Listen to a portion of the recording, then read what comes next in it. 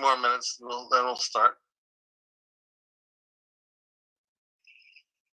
Yes, I will, I guess. Find a woman who can stand in for her hair.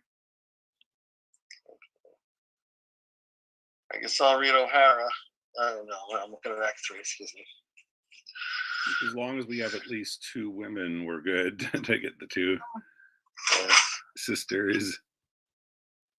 Yes, we are the 2 sisters. That's the important thing. Yeah. Well, some people might actually survive. Wouldn't that be terrible?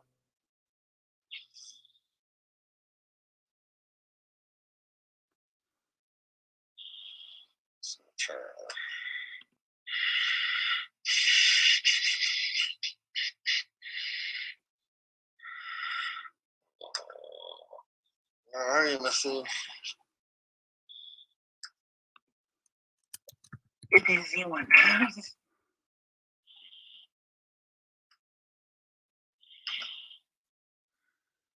So I think you changed it. I was Teddy, and you're also giving me Einstein and Klein. Yeah, it just happened that way. The only way we can't have people like talking to themselves is every other part just filtered onto you, Mark. So. Okay, that's fine. So, just once I want to see a production of this with someone who doesn't look anything like Theodore Roosevelt playing Teddy, because he's not Teddy Roosevelt. He's somebody who thinks he's Teddy Roosevelt. Just a thought. Delighted. Delighted. That's how he talked. Yeah. Okay.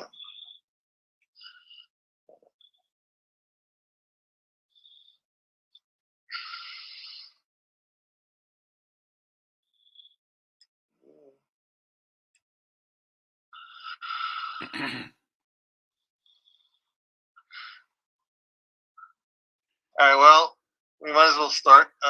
Actually, if I make a suggestion, Vincent, if you're doing it on your phone, if you turn it vertically, we'll see more of you. I'm going to do that as soon as we start. Right now, I'm just working my computer right now to get the script. Yes, the landscape mode's better. Yes. I think Jennifer volunteered that she had another actress in her pocket. Did you have somebody else there, Jennifer? No. Oh, okay. I thought I heard you say something like that. No. I have no spare actresses at this location. There's just me.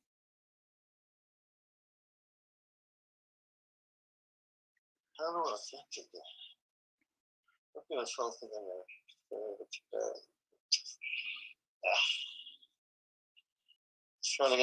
Folks, trying to get the gallery view.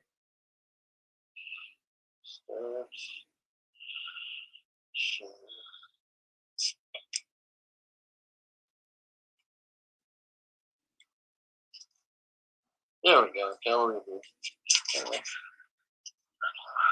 Okay.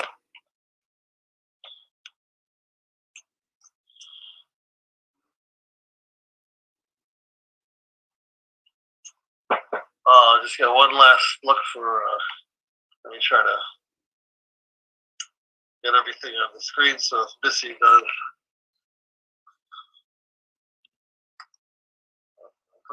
Let's get that. Should be all set. Just gonna put the email up in case Missy does respond.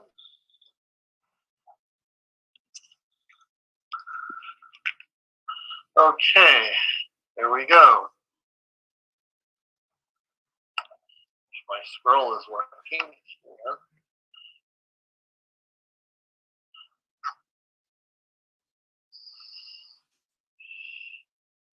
Arsenic and Old Lace by, I believe, his last name is Kesserling. Forgot his first name. Joseph. What's that? Joseph Kesserling. Yeah, again, if you guys could just speak up. All right. That's pretty long. I'll just streamline it. Late afternoon, place, living room, Brewster residence, Brooklyn. It is a Venetian, this is Victorian, as the two sisters. There we go. There is a staircase, yada, yada, yada, leading up to this. When the curtain rises, Abby Brewster, a plump little darling, in her late 60s, is presiding at the tea table. The table is lighted.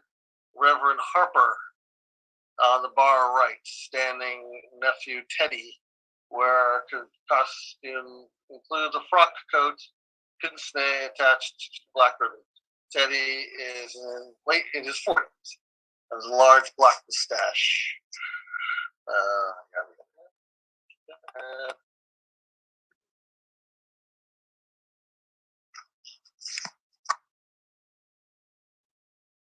Gabby has the first line. Yes. Yes, indeed. My sister Martha and I have been talking all week about your sermon last Sunday. It's really wonderful, Dr. Harper. In only 2 short years, you've taken on the spirit of Brooklyn. That's very gratifying, Miss Brewster. You see, living here next to the church all our lives, we've seen so many ministers come and go. The spirit of Brooklyn, we always say, is friendliness. And your sermons are not so much sermons as friendly talks. Personally, I've always enjoyed my talks with Cardinal Gibbons. Or have I met him yet? No, dear, not yet. Are the biscuits good? Bully! Won't you have another biscuit, Dr. Harper? Oh, no, I'm afraid I'll have no appetite for dinner now. I always eat too many of your biscuits just to taste that lovely jam.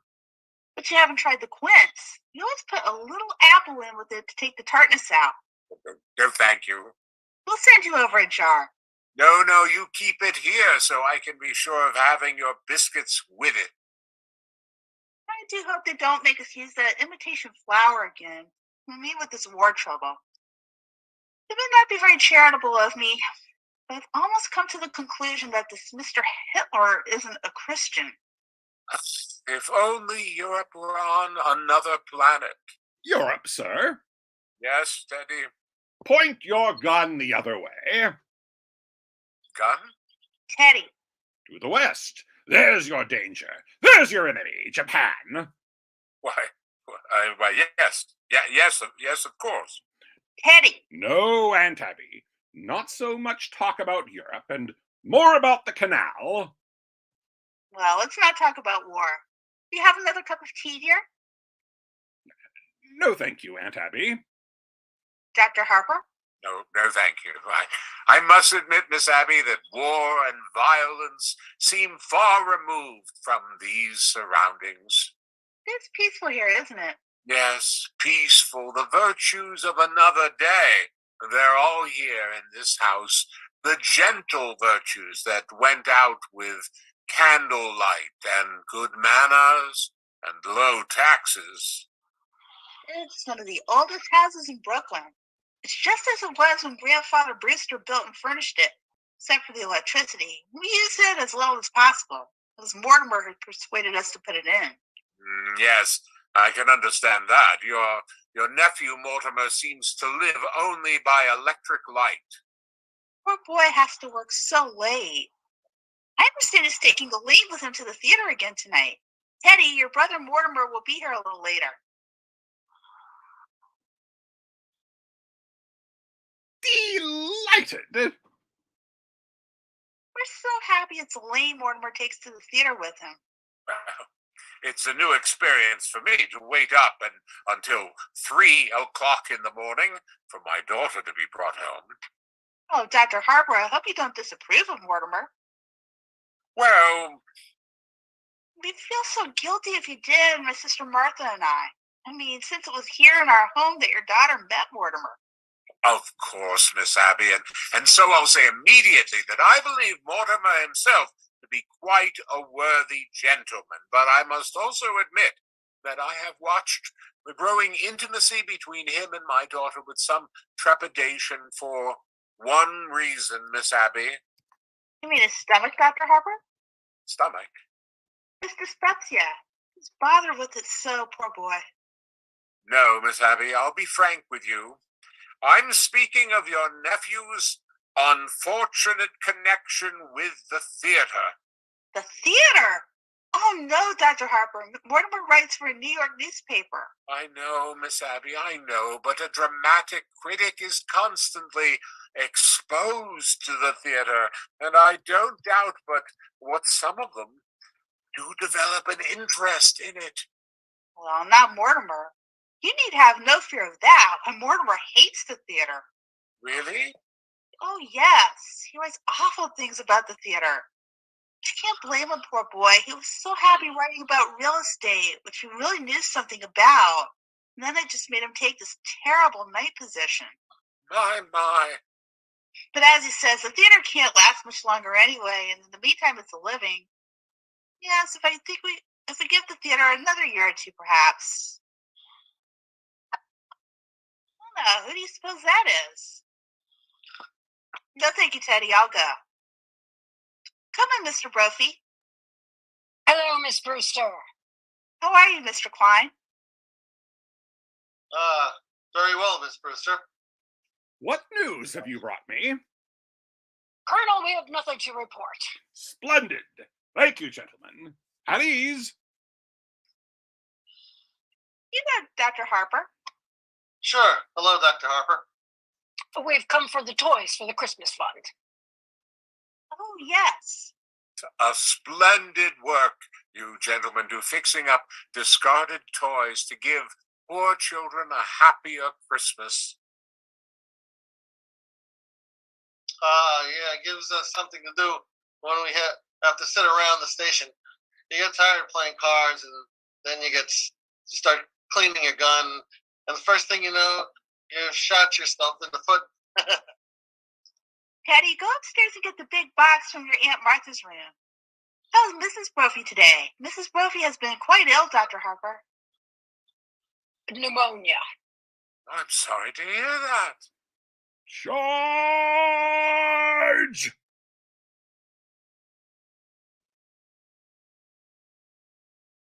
Oh, she's better now. A little weak still. I'm going to get you some beef broth to take to her. Oh, don't bother, Miss Abby. You've done so much for her already. We made it this morning. My sister Martha is taking some to poor Mr. Benitsky right now. I won't be a minute. Sit down and be comfortable, all of you. She shouldn't go to all that trouble. Listen, try to stop her and her sister from doing something nice or for nothing. And for nothing. They don't even care how you vote. When I received my call to Brooklyn and moved next door, my wife wasn't well when she died. And for months before, well, if I know what pure kindness and generosity are, it's because I've known the Brewster sisters.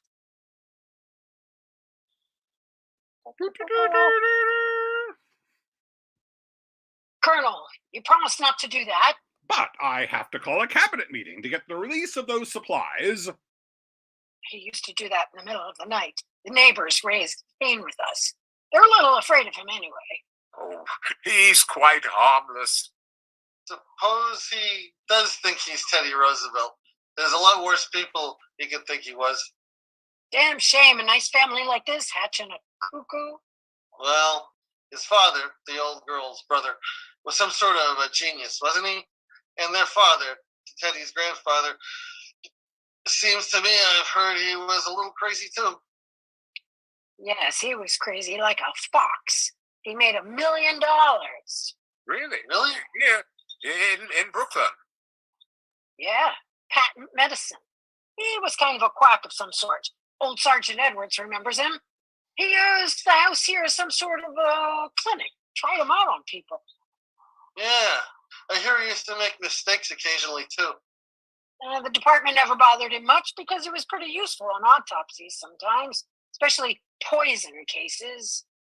Well, whatever he did, he let his daughters fix her life. Thank God for that.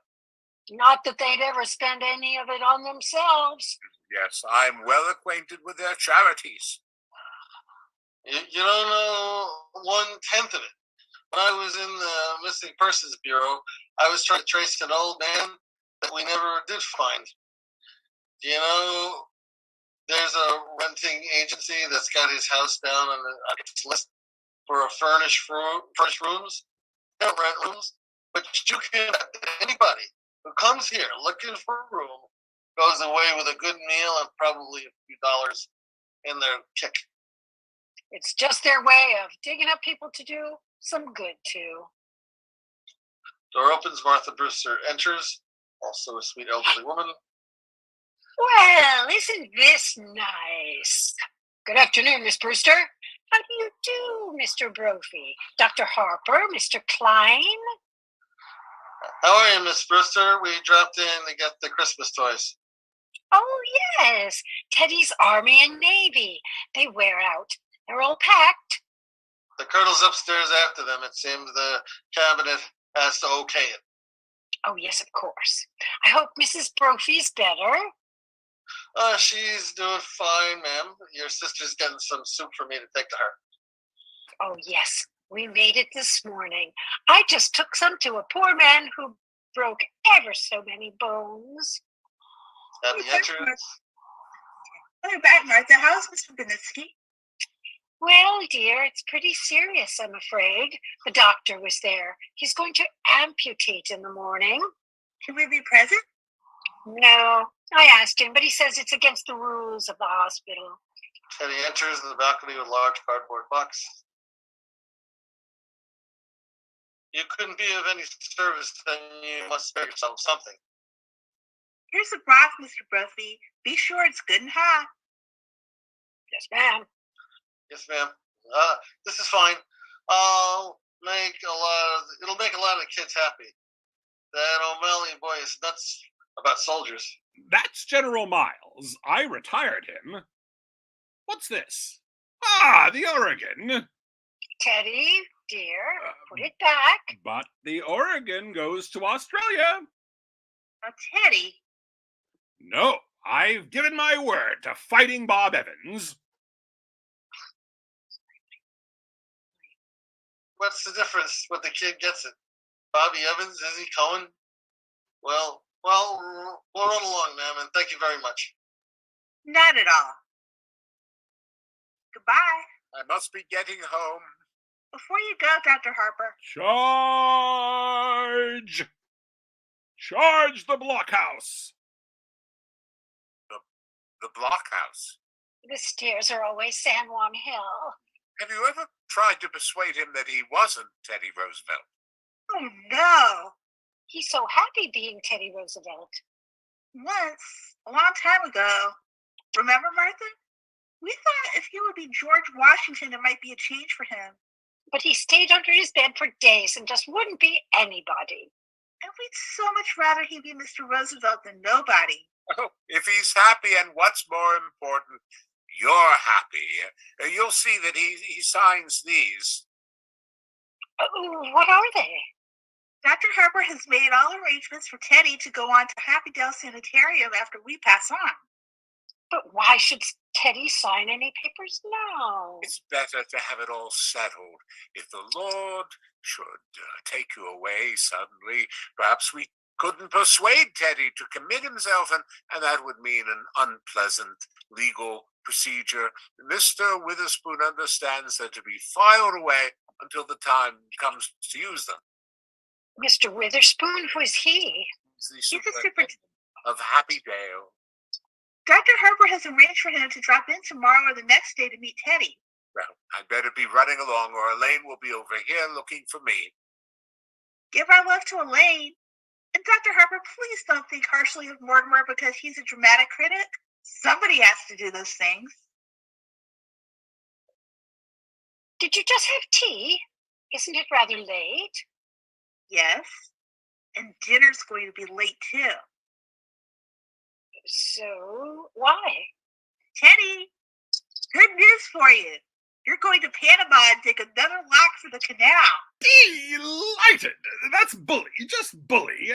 I shall prepare at once for the journey. Charge!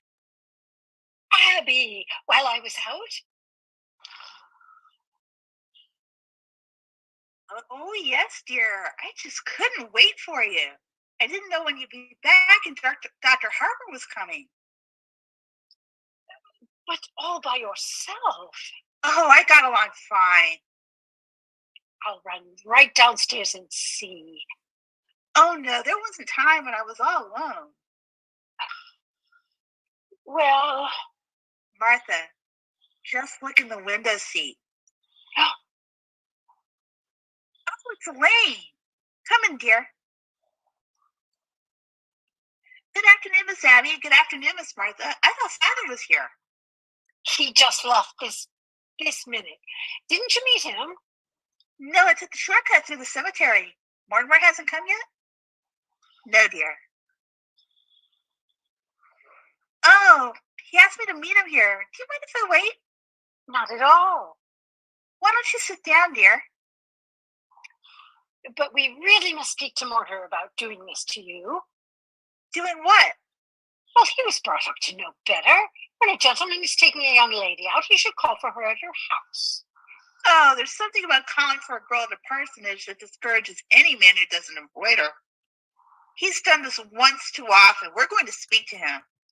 Oh, please don't. After a young man whose idea of nightlife was to take me to prayer meeting, it's wonderful to go to the theater almost every night of my life. Well, it's comforting for us, too, because if Mortimer has to see some of those plays he has to see, well, at least he's sitting next to a minister's daughter. My goodness, Elaine, what must you think of us? Not having tea cleared away by this time. Now, don't bother with anything in the kitchen until Mortimer comes, and then I'll help you. Mortimer should be here any minute now. Yes, Father must have been surprised not to find me at home. I'd better run over and say goodnight to him. Oh, shame you missed him, dear. Well, if Mortimer comes, you tell him I'll be right back. Hello, Mort. Hello, Elaine. Hello, Aunt Martha. Abby, Mortimer's here. Were you going somewhere? I was just going over to tell Father not to wait up for me. I didn't know that it was still being done, even in Brooklyn. Hello, Mortimer. Hello, Aunt Abby. How are you, dear? All right, and you look well. You haven't changed much since yesterday. No, my goodness, it was yesterday, wasn't it? We're seeing a great deal of you lately. Well, come in. Sit down. Sit down. Abby, haven't we something to do in the kitchen? Huh? You know, the tea things. Oh, yeah, the tea things. Well, you two just make yourselves at home. Just make yourselves at home. Okay, hold on. We have our Elaine. Okay, so Missy. Hi, yes, I'm so sorry for being late. I didn't hear my alarm go off, so I hurried here as quick as I could. No problem at all. We're on page 16. Elaine has just come in, so your timing is excellent. Right, sweet. Thank you. Thank goodness. So, right, I'll get to my page. So, right. So, in Act 1, page 16. Top of page 16. And when we're caught up, just let us know. Okay, well, right. Yep, I'm I'll be right back. now. Right. Sweet, thanks.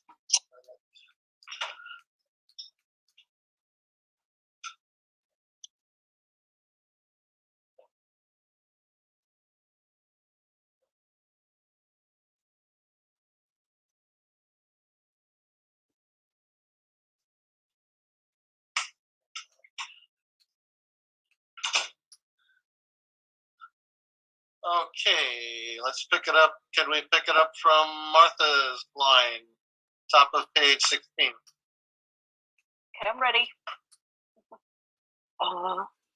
Second. Top of page 16? 16, yes. For some reason.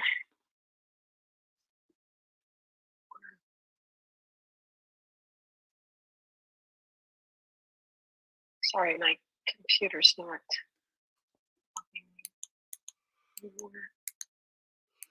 Abby, haven't we something to do in the kitchen? That one? Huh? I can't see my page. I can't see my page numbers. Okay. Abby, haven't we something to do in the kitchen? Huh? You know, the tea things. Oh, yes, the tea things. Well, you two just make yourselves at home. Just Yes, just make yourselves at home.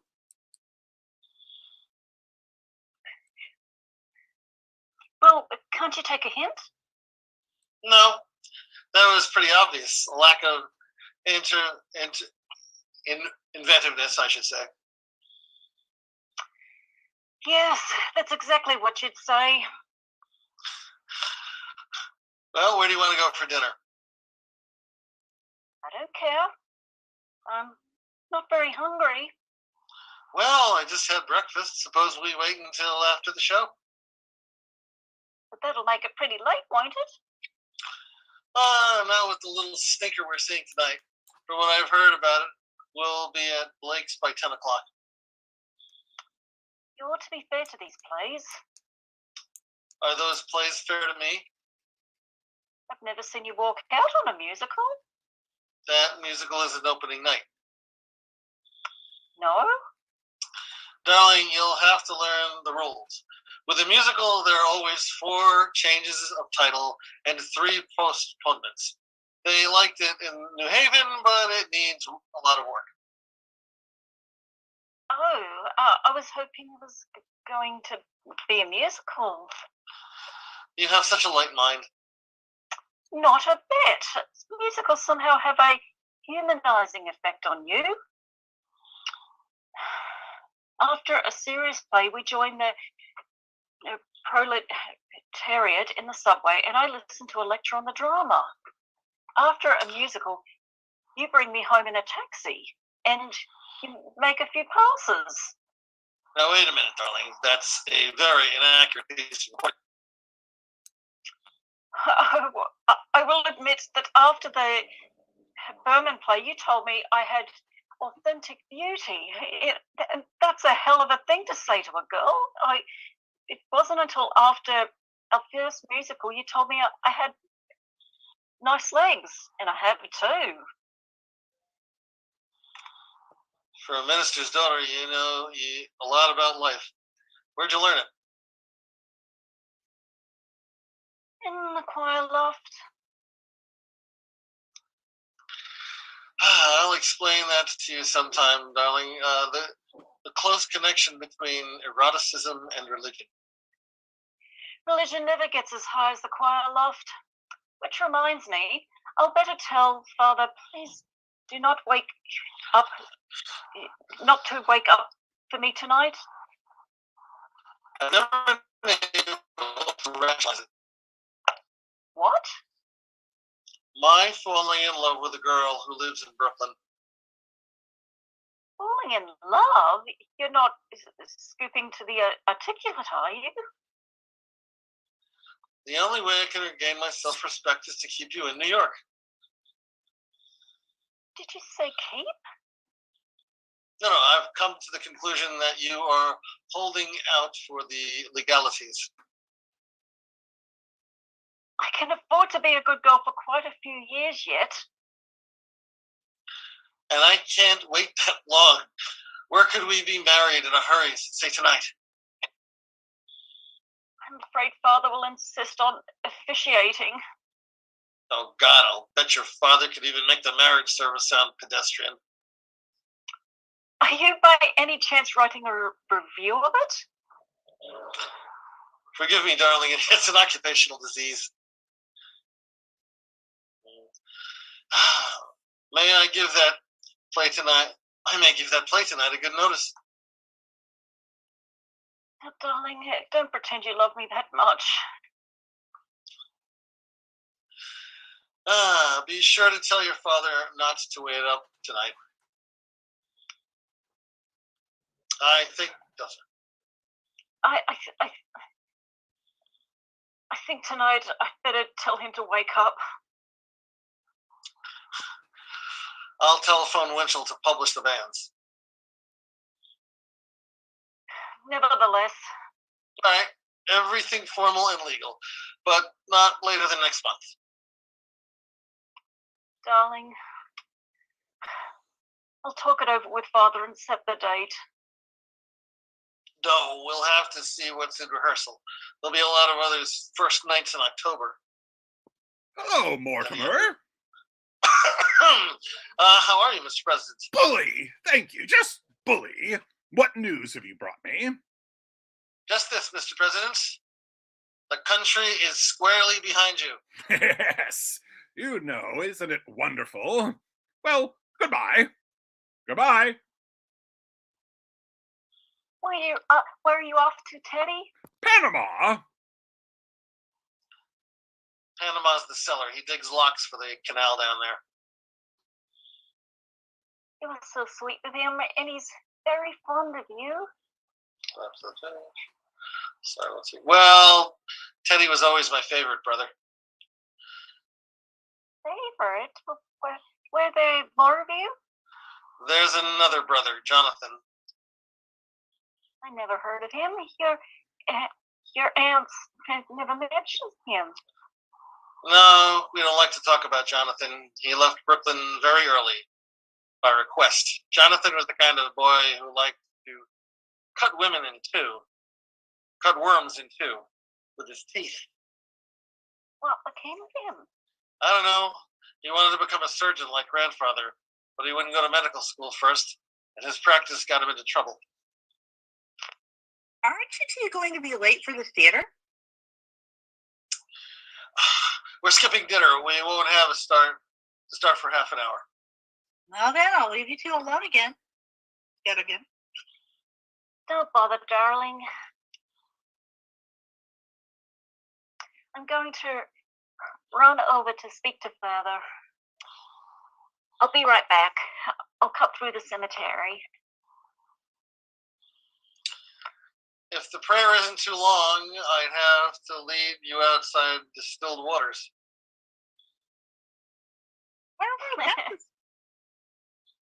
Mortimer, that's the first time I've ever heard you quote the Bible. We knew Elaine would be a good influence for you. Oh, by the way, I'm going to marry her. What? Oh, darling! Martha! Come right in here. I've got the most wonderful news for you. Mortimer and Elaine are going to be married. Married? Oh, Mortimer. We hoped it would happen just like this. Well, Elaine must be the happiest girl in the world. Happy? Just look at her leaping over those gravestones. Say, what's that? What's what, dear? See that statue there? That's a Hornindria Carina. Oh, no, dear. That's Emma B. Stout ascending to heaven. No. Standing on Mrs. Stout's left ear. That bird. There's a red-crested swallow. I've only seen one of those before in my life. I don't know how you can be thinking about a bird now. What with Elaine and the engagement and everything. It's a vanishing species. By the way, I left a large envelope around here last week. It was one of the chapters of my book on Thoreau. Have you seen it? Well, if you left it here, it must be here somewhere. When are you going to be married? What are your plans? There must be something more you can tell us about Elaine. Elaine? Oh yes, Elaine. Thought it was brilliant. What was, dear? My chapter on Thoreau. Well, when Elaine comes back, I think we ought to have a little celebration. We must drink to your happiness. Martha, isn't there some of that Lady Baltimore cake left? Oh, yes. And I'll open a bottle of wine. Oh, and to think it happened in this room. Oh, now, where could I have put that? Well, if your fiance is sitting beside you tonight, I do hope the play will be something you can enjoy for once. It may be something romantic. What's the name of it? Murder Will Out. Oh, dear. And when the curtain goes up, all you see is a dead body.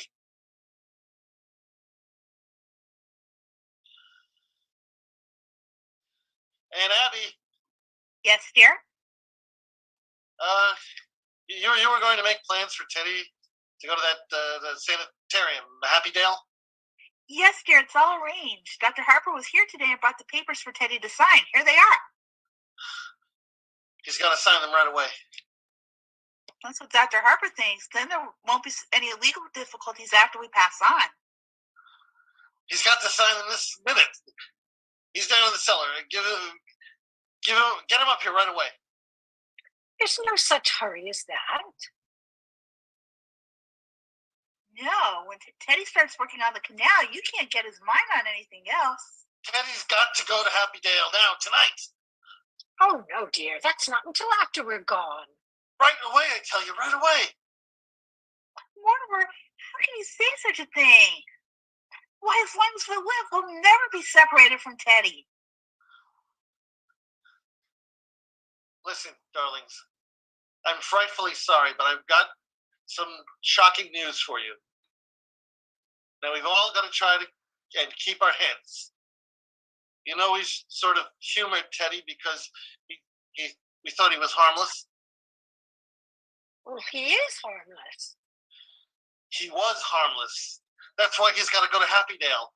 Why he has to be confined. Mortimer, why have you suddenly turned against Teddy, your own brother? You got to know sometime. I might as well be now. Teddy's killed a man. Nonsense, dear. There's a body in the window seat. Yes, dear, we know. You know? Of course, dear, but it has nothing to do with Teddy. Now, Mortimer, just forget about it. Forget you ever saw the gentleman. Forget? You never dreamed he'd peek. But who is he? His name's Hoskins, Adam Hoskins. That's really all I know about him, except that he's a Methodist. That's all you know about him? Well, what's he doing here? What happened to him? He died. And Martha, men don't just go into window seats and die. No, he died first. Well, how? Oh, Mortimer, don't be so inquisitive. The gentleman died because he drank some wine with poison in it. How did the poison get in the wine? Well, we put it in the wine because it's less noticeable. When it's in tea, it has a distinct odor. You put it in the wine? Yes. And I put Mr. Hoskins in the window seat because Dr. Harper was coming. Well, so you knew what you'd done. You didn't want Dr. Harper to see the body. Well, not at tea. That wouldn't have been very nice. Now, Mortimer, you know the whole thing. Just forget about it. I do think Martha and I have the right to our own little secrets. And don't you tell Elaine. Oh, Abby, while I was out, I dropped in on Mrs. Schultz. She's much better, but she would like us to take Junior to the movies again. Well, we must do that tomorrow or the next day. Yes, but this time we'll go where we want to go. Junior's not going to drag me into another one of those scary pictures.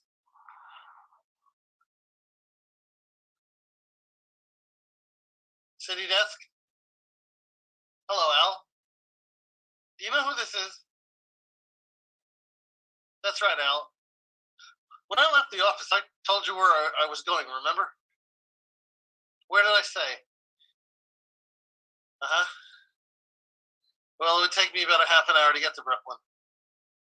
What time have you got? That's right. I must be there. And Abby and Martha, come here. What are we going to do? What are we going to do? What are we going to do about what, dear? There's a body in there. Yes, Mr. Hoskins. Well, good heavens, I can't turn you over to the police. What am I going to do? Well, for one thing, dear, stop being so excited. And for pity's sake, stop worrying. We told you to forget the whole thing.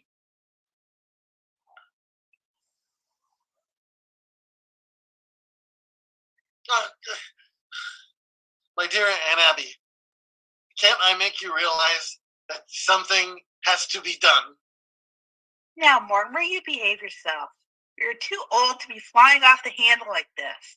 But Mr. Hoskins! Hoskins, dear. Well, whatever his name is, you can't leave him there. We don't intend to, dear. No, Teddy's down in the cellar now digging the lock. You mean we're going to bury Mr. Hodgkins in the cellar? Oh, yes, dear. That's what we did with the others. No, you can't. No, you can't bury Mr. Hodgkins. Others? The other gentleman. When you say others, do you mean others? More than one others? Oh, yes, dear. Let's see. This is 11, isn't it, Abby? No, dear, this makes 12. Oh, I think you're wrong, Abby. This is only 11. No, dear, because I remember when Mr. Hoskins first came in, it occurred to me that he would make just an even dozen. Well, you really shouldn't count the first one. Now, I was counting the first one, so that makes it 12. Hello? Hello? Al? It's good to hear your voice. Well, anyway, they're all down in the cellar. Oh no, Al. No, I'm as sober as a lack. I just called you because I was feeling a little pirandello. You wouldn't know. Al, look, I'm glad you called. Get hold of George right away. He's got to review the play tonight. I can't make it. Al, you're wrong. I'll tell you about it tomorrow. Well, George has got to cover the play tonight. This is my department, and I'm running it. You go get a hold of George. Now let's see. Where were we? 12? Yes, Abby thinks we ought to count the first one, and that makes 12. All right, now. Who was the first one? Mr. Midgley. He was a Baptist. Of course, I still think we can't claim full credit for him because he just died. Martha means without any help from us. You see, Mr. Midgley came here looking for a room. It was right after you moved to New York. And it didn't seem right for that lovely room to be going to waste when there were so many people who needed it. He was such a lonely old man. All of his kith and kin were dead, and it left him so forlorn and unhappy. We felt so sorry for him. And then when his heart attack came, and he sat dead in that chair, looking so peaceful. Remember, Martha?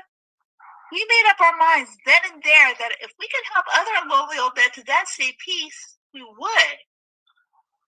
He dropped dead right in that chair? How awful for you. Oh, no, dear. I was rather like old times. Your grandfather always used to have a cadaver or two around the house. You see, Teddy has been digging up in Panama, and he thought Mr. Midgley was a yellow fever victim. That meant he had to be buried immediately.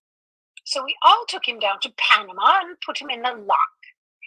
Now, that's why we told you not to worry about it, because we know exactly what's to be done. And that's how all this started? This man walking in here and dropping dead? Of course, we realized we couldn't depend on that happening again, so... You remember those jars of poison that have been up on the shelves in Grandfather's laboratory all these years? You know your Aunt Martha's knack for mixing things. You've eaten enough of her pickle, Lily. Well, dear, for a gallon of elderberry wine, I take 1 teaspoonful of arsenic and then add a half teaspoon of strychnine and then just a pinch of cyanide. Huh. That should have quite a kick. Yes. As a matter of fact, one of our gentlemen found time to say how delicious. Well, I'll have to get things started in the kitchen. I wish you could stay for dinner. I'm trying out a new recipe. I couldn't eat a thing. How can I help you, dear? Well, I feel so much better now. Oh, you have to wait for Elaine, don't you? Happy you must be. Well, dear, I'll leave you alone with your thoughts.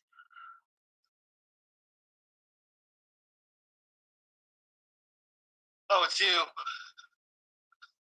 Oh, don't be don't be cross, darling. Father could see I was excited, so I told him that about us, and that made it hard for me to get away. But listen, darling, he's not going to wait up for me tonight. You run along home, Elaine, and I'll call you tomorrow. Tomorrow? You know I always call you up every day or two. We're going to the theater tonight. No, we're not. Well, why not? Elaine, something's come up. What, darling? Mortimer, you've lost your job? No, I haven't lost my job. I'm just not covering that play tonight. Now you run along home, Elaine. But I've got to know what's happened. Certainly you can tell me. No, dear, I can't. But if we're going to be married... Married? Have you forgotten that not 15 minutes ago you proposed to me? I did? Oh, yes. Well, as far as I know, as far as I know, it's still on. Now you run along home, Elaine. I've got to do something. Listen, you can't propose to me 1 minute and throw me out of the house the next. I'm not throwing you out of the house, darling. Will you get out of here? No, I won't get out of here. Not until I've had some kind of explanation. Elaine? Hello? Al, hold on a minute, will you? All right, it's important. But it can't wait a minute. It can't wait a minute. Can't hold on, Lucky Elaine. You're a sweet girl, and I love you, but I have something on my mind now, and I want you to go home and wait until I call you. Don't try to be masterful. When you're married and I have problems to face, I hope you're less tedious and uninspired.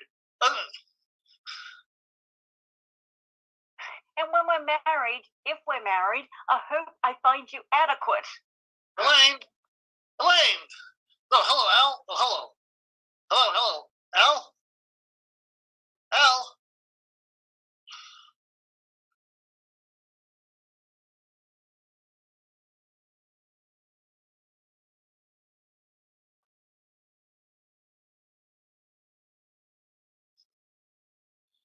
I think it's That's Abby's the one. doorbell, dear, not the Abby. telephone. How do you do? Come in. I understand you have a room to rent. Yes, why don't you step in? Are you the lady of the house? Yes, I'm Miss Brewster, and this is my sister, another Miss Brewster. My name is Gibbs. Oh, won't you sit down? I'm sorry, we were just setting the table for dinner. Hello? Let me talk to Al again. City desk. Al, city desk. What? I'm sorry. Oh, I'm sorry. Wrong number. May I see the room? Just sit down a minute and let's get acquainted. Well, that won't do much good if I don't like the room. Is Brooklyn your home? Haven't got a home. Live in a hotel. Don't like it. Hello, city desk. Are your family Brooklyn people? Haven't got any family. All alone in the world? Yep. Well, Martha, Hello? Al? well, you've come just to the right place. Do sit down. We got cut off. Al, I can't cover the play tonight. That's all there is to it. I can't. What church do you go to? There's an Episcopal church practically next door. I'm Presbyterian. Used to be. What's George doing in Bermuda? Certainly, I told him to go to Bermuda. Certainly told him to go to Bermuda. It's my department, isn't it? Well, you got to get somebody. Who else is there in the office? Is there always this much noise? Oh, he doesn't live with us. There must be somebody around the place. Look, Al, how about the office boy? You know, the bright one. The one we don't like. Well, you look around the office. I'll hold on. Oh, I'd really like to see the room. It's upstairs. Won't you try a glass of wine before we start out? Never touch it. We make this ourselves. It's elderberry wine. Elderberry wine. Haven't tasted elderberry wine since I was a boy. Thank you. Well, there must be some printers. Look around, Al. The fellow who sets my copy. He ought to know about what I write. His name is Joe. He's the third machine from the left.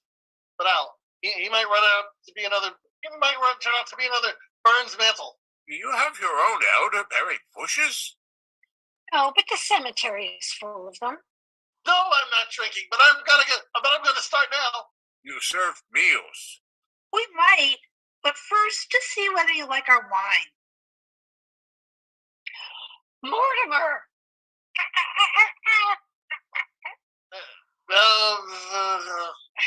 Mortimer, not that.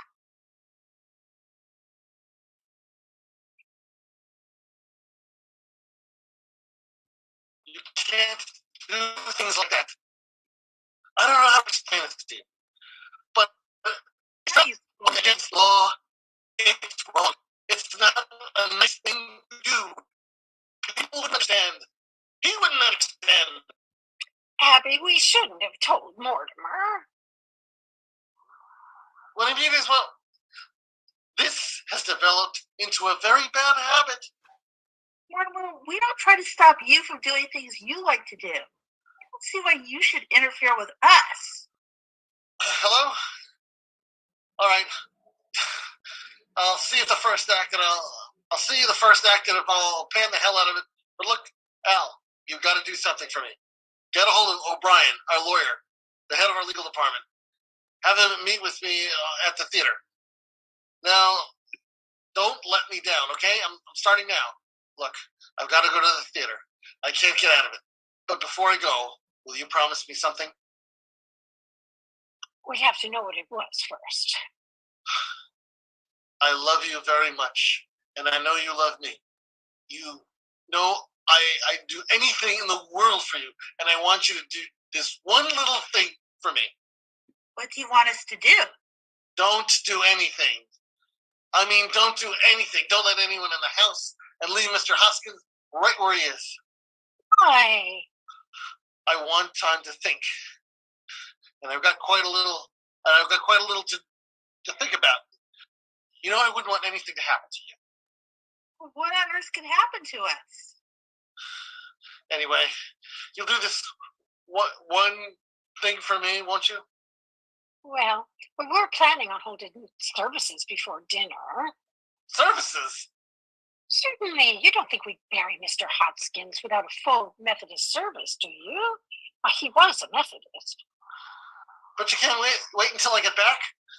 Oh, then you can join us. Yes. Oh, Mortimer, you'll enjoy the services, especially the hymns. Remember how beautifully Mortimer used to sing in the choir before his voice changed? And remember, you're not going to let anyone in this house while I'm gone. Is it a promise? Well, oh, Martha, we can do that now that Mortimer's cooperating with us. Well, all right, Mortimer. Have you got some paper? I'll get back just as soon as I can. There's a man I've got to see. Here's some stationery. Will that suit? That'll be fine. I can save time if I write my review on the way to the theater. Mortimer didn't seem quite himself today. Well, that's only natural. I think I know why. Why? He's just become engaged to be married. I suppose that always makes a man nervous. Well, I'm so happy for Elaine, and their honeymoon ought to give Mortimer a real vacation. I don't think he's got much rest this summer. Well, at least he didn't go kiting off to China or Spain. I could never understand why he wanted to go to those places. Well, I think to Mortimer, the theater has always seen pretty small potatoes. He needs something big to criticize, something like the human race. Oh, Abby, if Mortimer's coming back for the services for Mr. Hoskins, we'll need another hymnal. There's one in my room. You know, dear, it's really my turn to read the services, but since you weren't here when Mr. Hoskins came, I want you to do it. That's very nice of you, dear. But are you sure you want me to? It's only fair. Well, I think I'll wear my black bombazine and mother's old brooch. I'll go, dear. We promised Mortimer we wouldn't let anyone in. Who do you suppose it is? Wait a minute, I'll look.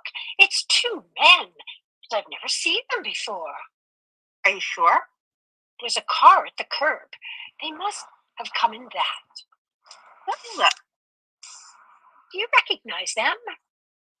They're strangers to me. We'll just have to pretend we're not at home.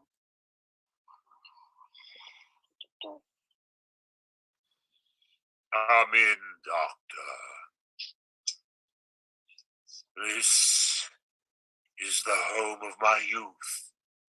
As a boy, I couldn't wait to escape from this place.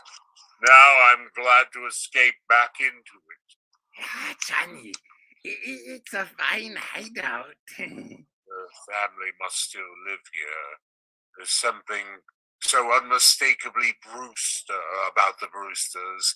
I hope there's a fatted calf awaiting the return of the prodigal. Yeah, I'm hungry. Look, Johnny, drinks.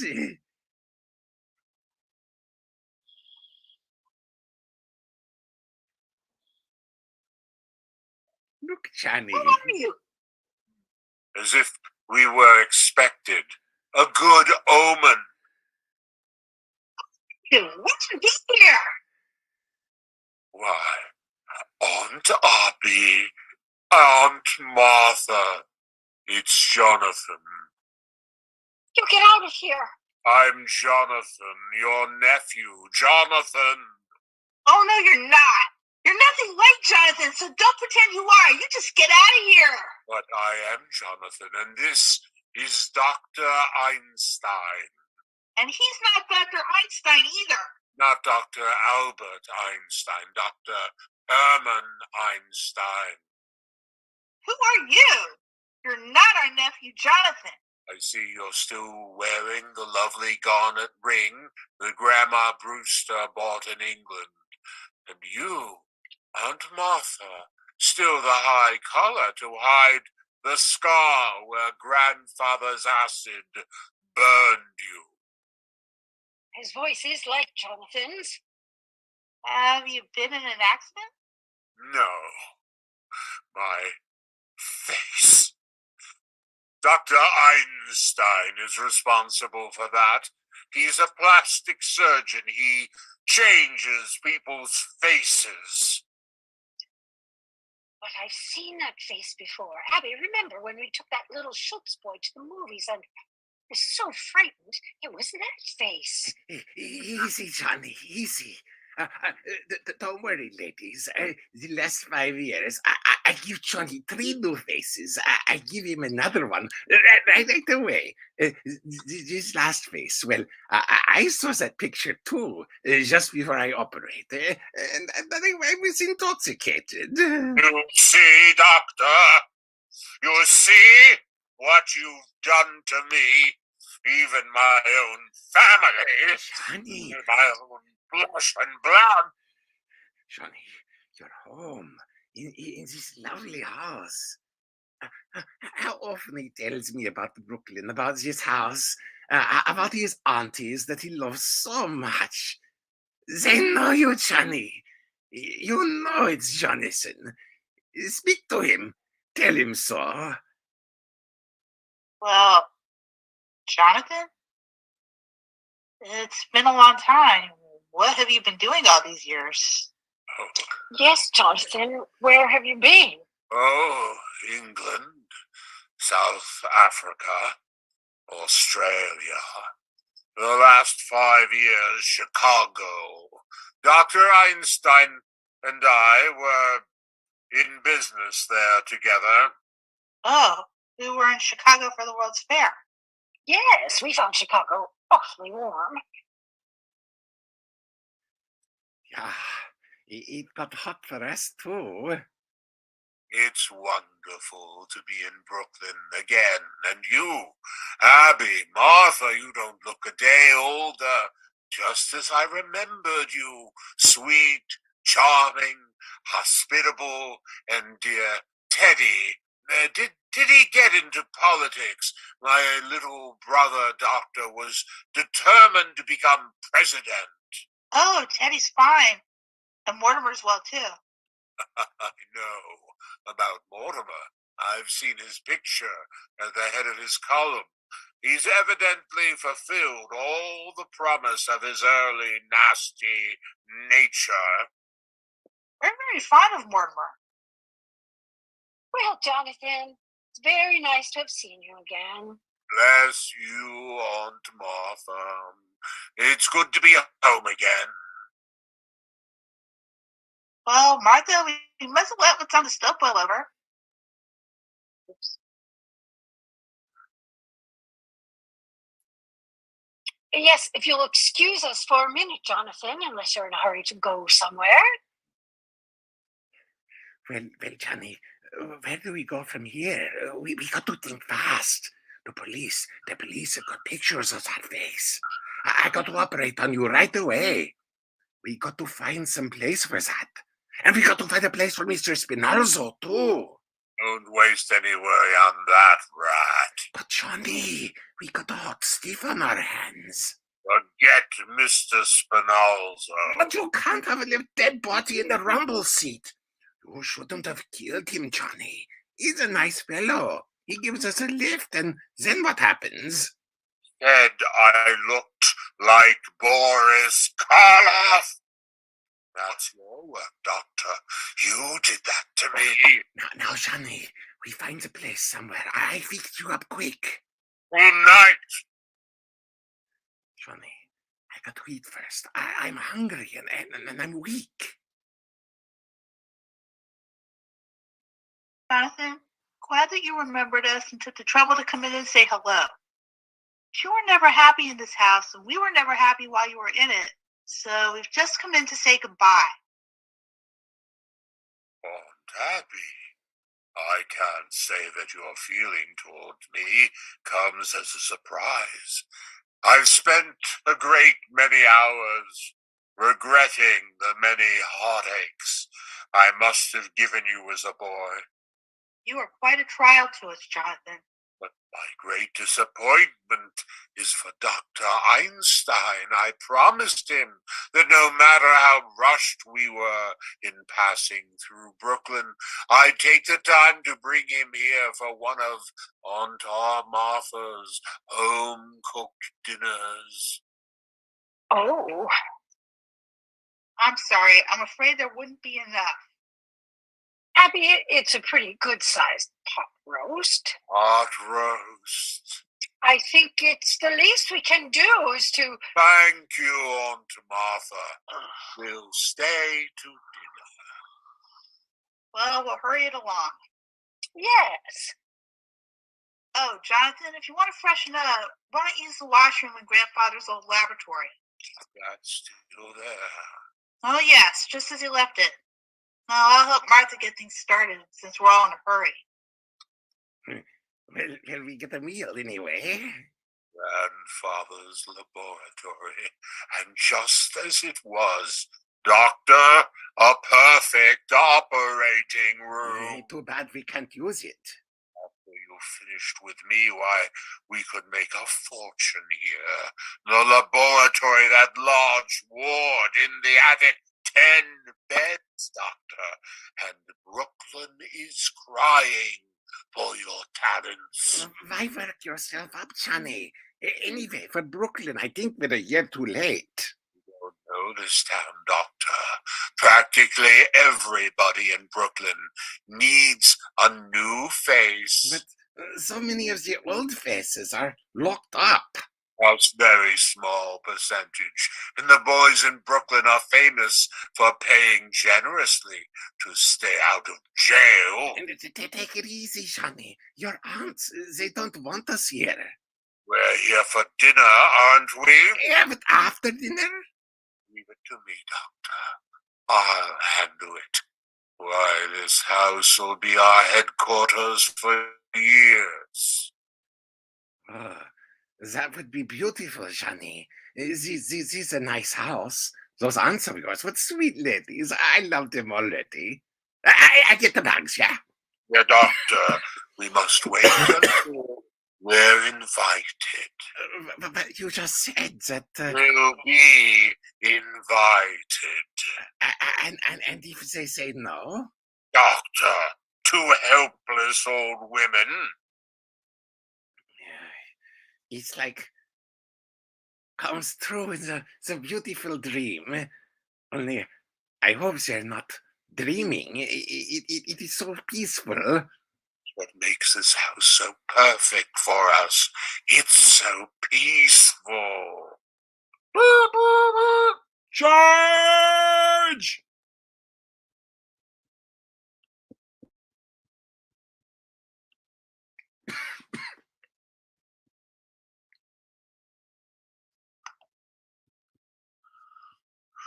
Act 2. Scene. That scene is the same. Oops, hold on, sorry. Yes, aunties. Those 5 years in Chicago were amongst the busiest and happiest of my life. And then from Chicago, we go to South Bend, Indiana. They wouldn't be interested in our experience in Indiana. Well, Jonathan, you've led a very interesting life, I'm sure. But we really shouldn't have allowed you to talk so late. Meeting Dr. Einstein in London, I might say, changed the whole course of my life. You remember I had been in South Africa in the diamond business, then Amsterdam, the diamond market.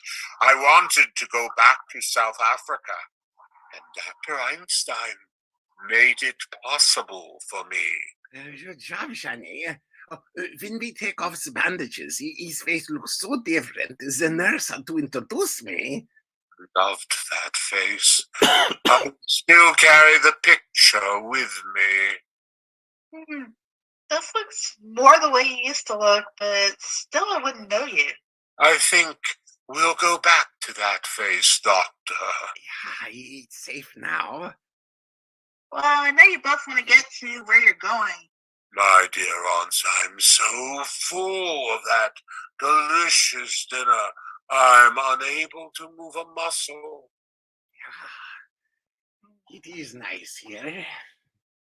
After all, it's very late, and Teddy answers.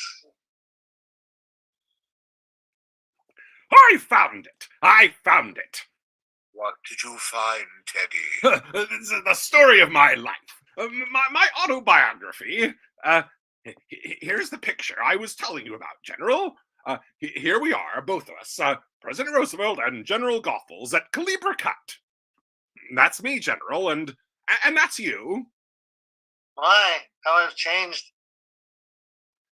Well, you see, this picture hasn't been taken yet. We haven't even started work on the Calibre Cut. We're still digging locks, and now, General, we will both go to Panama and inspect the new lock. No, Teddy, not to Panama. We go some other time. Panama's a long way off. Nonsense! It's just down in the cellar. The cellar? we let him dig the Panama Canal in the cellar. General Goethals, as President of the United States, Commander-in-Chief of the Army and Navy, and the man who gave you this job, I demand that you accompany me on the inspection of the new lock. Eddie, I think it's time you went to bed. I beg your pardon, who are you? I'm Woodrow Wilson. Go to bed. No, you're not Wilson, but your face is familiar. Let me see. You're not anyone I know. Perhaps later, on my hunting trip to Africa. Yes, you look like someone I might meet in the jungle. It's your brother Jonathan, dear. He's had his face changed. So that's it. A nature faker. And perhaps you'll better go to bed, Teddy. Jonathan and his friend have to go back to their hotel. General Goethals, inspect the canal. All right, Mr. President. We go to Panama. Follow me, General. It's down in the south, you know. Well, bon voyage. Mount Arby, I must correct your misapprehension. You spoke of our hotel. We have no hotel. We came directly here. Oh, there's a very nice little hotel just 3 blocks down. Martha, this is my home. But Jonathan, you can't stay here. We need our rooms. Need them? Yes, for our lodgers. Are there lodgers in this house? Well, not just now, but we plan to have some. And my old room is still free. But Jonathan, there's no place for Dr. Einstein. You share the room with me. No, Jonathan, I'm afraid you can't stay here. Dr. Einstein and I need a place to sleep. You remembered this afternoon that as a boy I could be disagreeable. It wouldn't be very pleasant for any of us. Well, perhaps we better let them stay here tonight. Well, just tonight, Jonathan. No, that's settled. Now, if you'll get my room ready. It only needs airing out.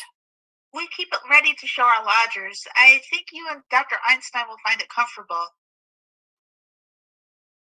You have a most distinguished guest in Dr. Einstein. I'm afraid you don't appreciate his skill, but you will. In a few weeks, you'll see me looking like a very different Jonathan.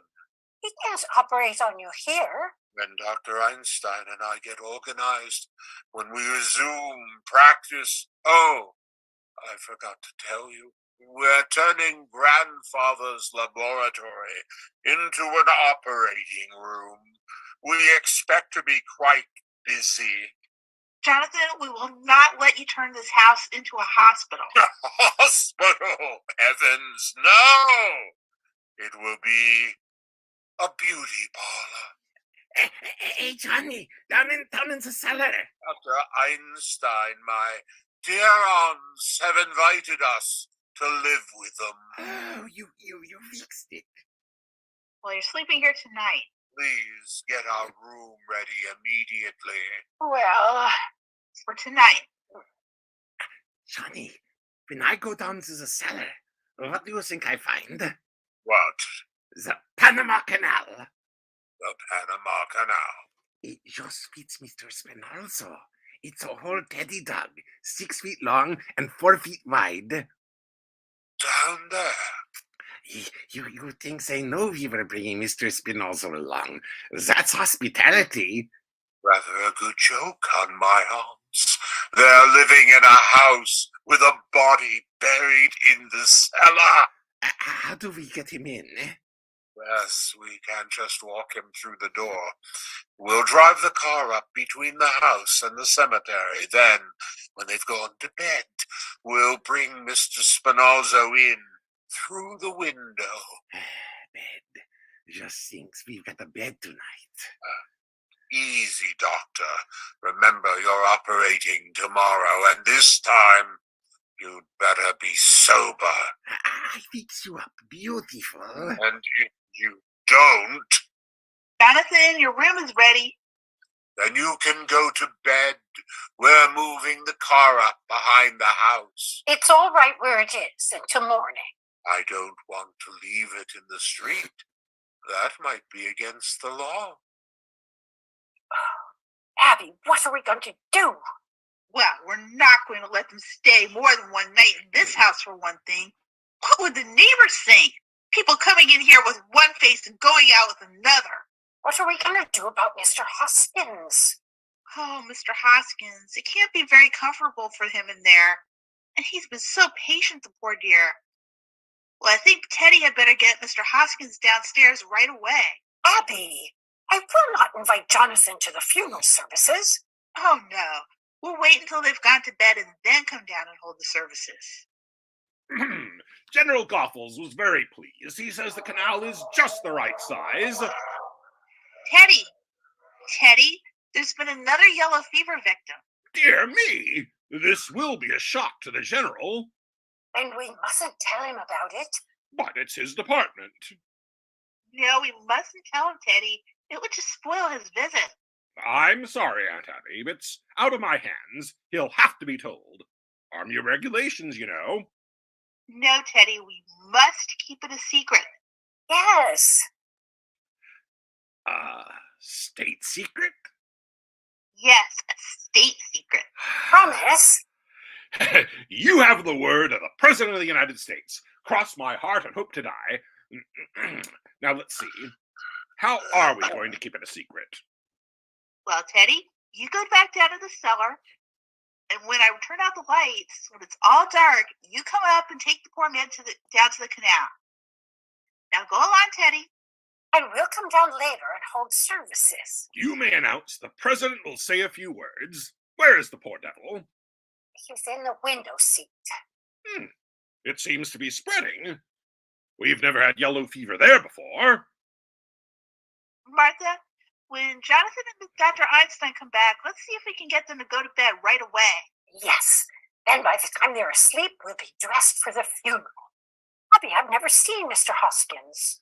Oh my goodness, that's right, you were out. Well, you just come right over and see him now. He's really very nice looking, considering he's a Methodist. We're bringing the luggage through here. Jonathan, your room's waiting for you. You can go right up. I'm afraid we don't keep Brooklyn hours, but you two can run along to bed. Now, you must be very tired, both of you, and we don't go to bed this early. You should.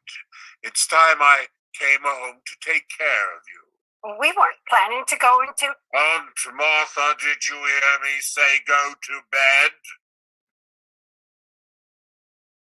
The instruments can go to the laboratory in the morning. Now, then we're all going to bed. I'll wait till you're up and then turn out the lights. Another flight, Doctor. Run along, Aunt Martha. All right, Aunt Abby. I'll be right up. Now, Aunt Abby, turn out the lights. All right, Johnny. Now get the window open. You go around and hand him through. No, he's too heavy for me. I go outside and push. I stay here and pull. You go out and push. I stay here and pull. Then together we get him down to Panama. All right. I'll take a look around outside the house. When I tap on the glass, you open the window. All right. Who left this open? Dummkopf. Johnny, okay, hurry up. Wait. Wait a minute. Oh, you lost the leg now. Now I got him. Come on. That was me, Johnny. I slipped. Be more careful. Well, the show came off. All right, Johnny, I got him. Johnny, so somebody at the door. Go quick. No. I manage it. Go quick.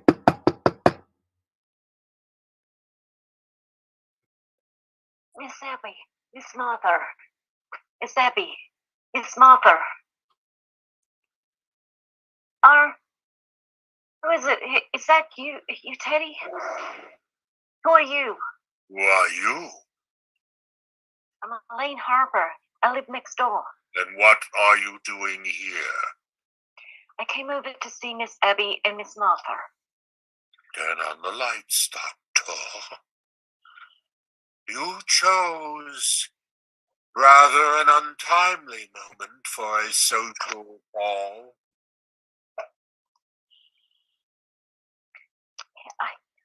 I think you better explain what you're doing here. You happen to live here. I don't live here.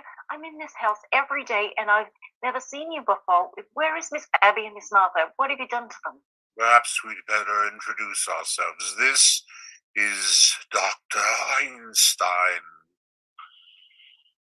Dr. Einstein? A surgeon of great distinction and something of a magician. And I suppose you're going to tell me you borrowed I'm car? Jonathan Brewster. Oh, you're Jonathan. I see you've heard of me. Yes, just this afternoon for the first time. What did they say about me? Only that there was another brother named Jonathan. That's all that was said. Well, that explains everything. Now that I know who you are, I'll be running along back home. If you'll kindly unlock the door. That explains everything. Just what did you mean by that? Why did you come here at this time of night? I thought I saw someone prowling around the house. I suppose it was you. You thought you saw someone prowling around the house? Yes, but weren't you inside? Isn't that your car? You saw someone at the car. Yes. What else did you see? Just someone walking around the house to the car. What else did you see? Just that. That's all. That's why I came over here. I wanted to tell Miss Abby to call the police. But if it was you and that's your car, I don't need to bother Miss Abby. I'll be running along. What was the man doing at the car? I don't know. You see, I was on my way over here. I think you're lying. I think she tells the truth, Johnny. We let her go now, huh? I think she's lying. Breaking into a house this time of night, I think she's dangerous. She shouldn't be allowed loose. Take your hands off me.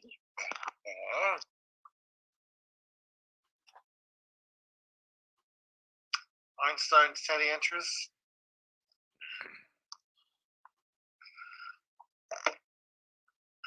Oh, it's going to be a private funeral. Teddy, tell these men who I am. That is my daughter Alice. Charge! No, Teddy. Doctor, your handkerchief. The cellar. What's the matter? What's happening down there? What's the matter? What are you doing? We caught a burglar, a sneak thief. Go back to your room. We'll call the police. We've called the police. We'll handle this. Go back to your room. Do you hear me? Doorbell rings. Mortimer enters. Mortimer, where have you been? To the Nora Base Theater, and I should have known better. My God, I'm still there. This is your brother Jonathan, and this is Dr. Einstein. I know this isn't a nightmare, but what is it? I've come back home, Mortimer. Who did you say this was? It's your brother Jonathan. He's had his face changed. Dr. Einstein performed the operation. Jonathan? Jonathan. You always were a horror. But do you have to look like one? Easy, Johnny. Easy. Mortimer, have you forgotten the things I used to do to you when we were boys? Remember the time you were tied to the bedpost, the needles under your fingernails? My God, it is Jonathan. Yes, I remember. I remember you as the most detestable, vicious, venomous form of animal life I ever knew. Now, don't you two boys start quarreling again the minute you've seen each other. There won't be any fight, Aunt Abby. Jonathan, you're not wanted here. Get out. Dr. Einstein and I have been invited to stay. Not in this house. Just for tonight. I don't want him anywhere near me. But we did invite them for tonight, and it would be very nice to go back on our word. All right, tonight. But the first thing in the morning, out. Where are they sleeping? Put them in Jonathan's old room. That's my old room. I'm sleeping in that room. I'm here to stay. Mortimer, I'm so glad. Johnny, we sleep down here. You bet your life you'll sleep down there. You sleep on the sofa, I sleep on the window seat. The window seat. Oh, well, let's not argue about it. That window seat's good enough for me for tonight. I'll sleep on the window seat. You know, Johnny, all this argument, it makes me think of Mr. Spinoza. Ronaldo? Well, now, Mortimer, it really isn't necessary to inconvenience you like this. We'll sleep down here. Jonathan, your sudden consideration for me is very unconvincing. Come along, Johnny. We get our things in the room, eh? Don't bother, Doctor. By the way, Doctor, I've completely lost track of Mr. Spinoza. Who's this Mr. Spinoza? Just a friend of ours Johnny's been looking for. Well, don't bring anyone else in here. It's all right, Johnny. I'll be back. I tell you all about it. Mortimer, you don't have to sleep down here. I can go in with Martha and you can take my room. No trouble at all, Aunt Abby. We'll be packed in a few minutes, and then you can have the room, Mortimer. You're just wasting your time. I told you I'm sleeping down here. Mortimer, What's the matter with you, dear? I've almost been killed. You've almost been... Abby, Martha! No, it was Jonathan. You mistook her for a sneak thief. No, it was more than that. He was some kind of maniac. Mortimer, I'm afraid of him. Why, darling, you're trembling. Have you got any smelling salts? No, but do you think some hot tea or coffee? Coffee, make some for me, too. And some sandwiches. I haven't had any dinner. We'll make something for both of you. Martha, we can leave our hats downstairs here now. You weren't going out somewhere, were you? Do you know what time it is? It's after 12. Elaine, you've got to go home. What? Why, you wanted some sandwiches for you both. It won't take a minute.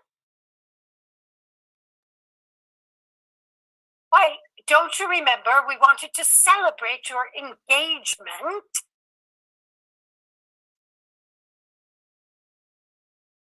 That's what we'll do, dear. We'll make a nice supper for both of you, and we'll open a bottle of wine.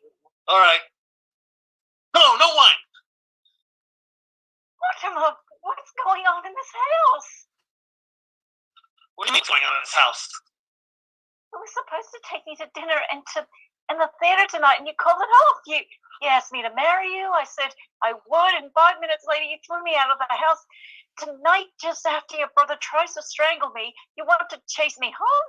Now listen, Mr. Brewster, before I go home, I want to know where I stand. Do you love me?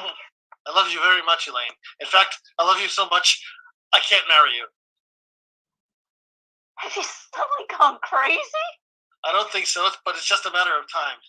You see, insanity runs in my family. It practically gallops. That's why I can't marry you, dear. Now, wait a minute. You've got to do better than that. No, dear. It's a strange taint in the Brewster blood.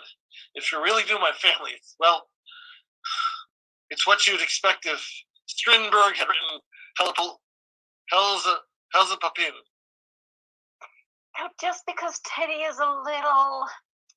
No, it goes way back to the first Brewster, the one who came here over the Mayflower.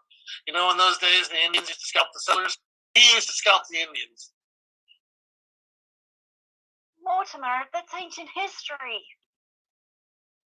No, the whole family. Take my grandfather. He tried his patient's medicines on dead people to be sure he wouldn't kill them. He was so crazy. He made $1 million. And then there's Jonathan. You just said he was a maniac. He tried to kill you. But he's your brother, not you. I'm in love with you. And there's Teddy, too. You know Teddy. He thinks he's Roosevelt. No, dear. No Brewster should marry. I realize now that if I met my father in time, I'd have stopped him. Now, darling, all this doesn't prove you're crazy. Look at your aunts. They're Brewsters, aren't they? And the sanest, sweetest people I've ever known. Well, even they have their peculiarities. Yes, but what lovely peculiarities. Kindness, generosity, human sympathy. There's another one. Oh, Mortimer, there are plenty of others. You can't tell me anything about your aunts. I'm not going to. Look, Elaine, you've got to go home. Something very important has just come up. Up from where? We're here alone together. I know I'm acting irrationally, but but just put it down to the fact that I'm a mad Brewster. If you think you're going to get out of this by pretending you're insane, you're crazy. Maybe you're not going to marry me, and you're going to marry me. I love you, you dope. Well, if you love me, you'll get the hell out of here. Well, at least take me home, won't you? I'm afraid. Afraid? A little walk through the cemetery?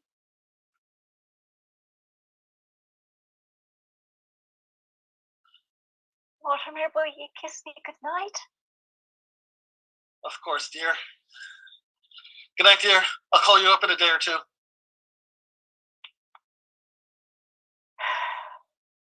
You critic. Aunt Abby, Aunt Martha, come in here. We'll be in a minute, dear. Come in here now. Yes, dear, what is it? Where's Elaine?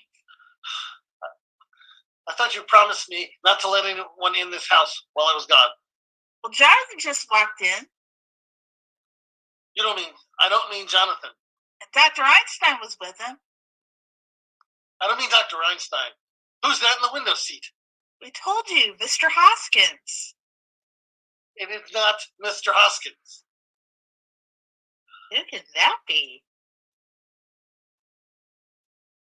Are you trying to tell me you've never seen this man before? I certainly am. This isn't fine, how do you do? It's getting so anybody thinks he can walk into this house. Now, Aunt Abby, don't you try to get out of this. That's another one of your gentlemen. Mortimer, how can you say such a thing? That man's an imposter. And if he came here to be buried in our cellar, he's mistaken.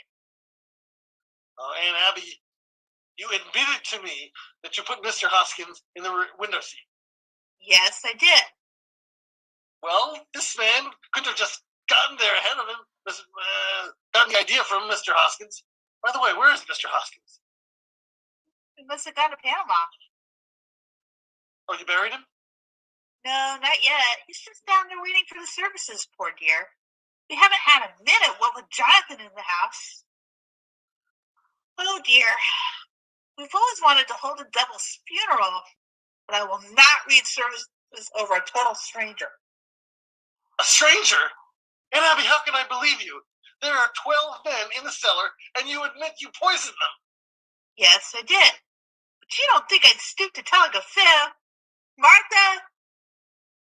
Oh, Mortimer, I'd like to have a word with you.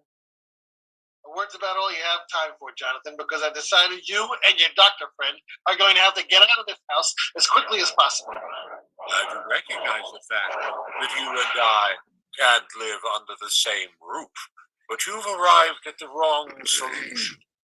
Take your suitcase and get out. Jonathan, you're beginning to bore me. You played your one-night stand in Brooklyn. Move on. My dear Mortimer, just because you've graduated from the back fence to the typewriter, don't think you've grown up. I'm staying, and you're leaving, and I mean now. If you think I can be frightened If you think there's anything I fear, I've lived a strange life, Mortimer, but it's taught me one thing: to be afraid of nothing. Arthur, just look and see what's in that window seat. now Aunt Abby, Buddy, Jonathan, let Aunt Martha see what's in the window seat. Aunt Abby, I owe you an apology. I have very good news for you. Jonathan is leaving. He's taking Dr. Einstein and their cold companion with him. Jonathan, you're my brother. You're a Brewster. I'm going to give you a chance to get away and take the evidence with you. You can't ask for more than that. Very well. In that case, I'll have to call the police. don't reach for that telephone. Are you still giving me orders after seeing what's happened to Mr. Spinalzo? Spinalzo? I knew he was a foreigner. Remember, what happened to Mr. Spinalzo can happen to you, too. Knock at the door. Abby crosses the opens off. O'Hara sticks his head in.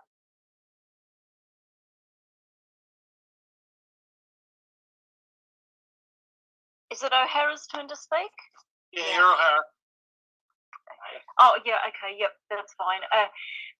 Hello, Miss Abby. Oh, Officer O'Hara, is there something we can do for you? I saw your lights on and I thought there might be sickness in the house. Oh, you got company. Sorry I disturbed you. Oh, no, come in. Yes, come in. Right in, Officer O'Hara. This is our nephew, Mortimer. Nice to meet you. And this is another nephew, Jonathan. Pleased to make your acquaintance. Well, it must be nice having your nephews visiting you. Are they going to stay with you for a bit?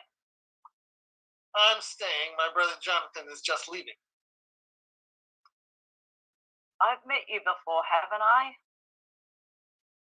No, I'm afraid not. Jonathan hasn't been home for years. Your face looks familiar to me. Maybe I've seen a picture of you somewhere. I don't think so. Yes, Jonathan. I'd hurry if I were you. Your things are all packed anyway, aren't they? Well, you'll be wanting to say your goodbyes. I'll be running along. What's the rush? I'd like to have you stick around until my brother goes. I just dropped in to make sure everything was all right. We're going to have some coffee in a minute. Won't you join us? Oh, I forgot the coffee. I'd better make some more sandwiches. I ought to know your appetite by this time, Officer O'Hara.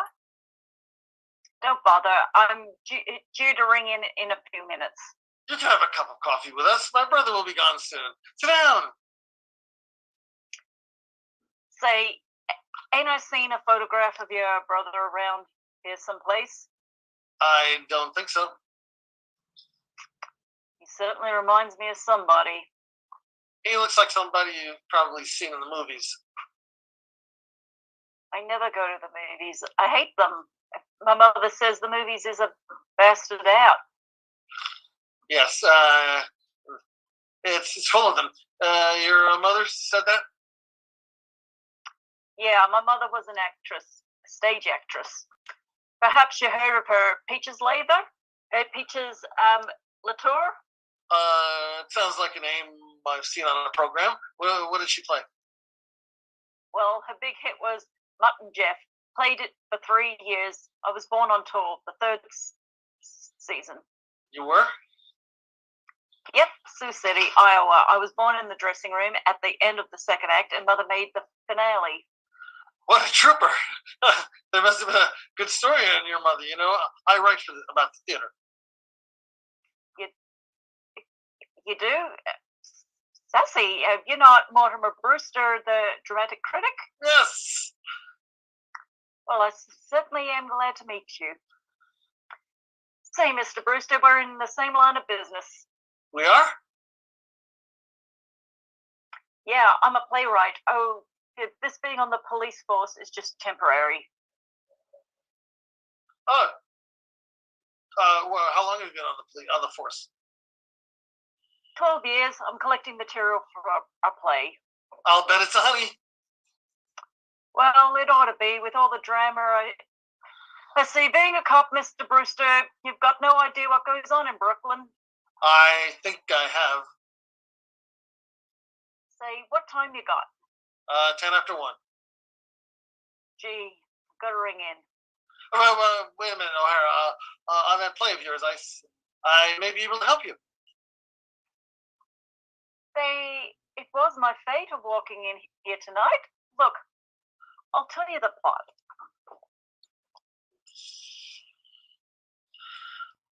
Okay. Oh, okay. 1 second, folks.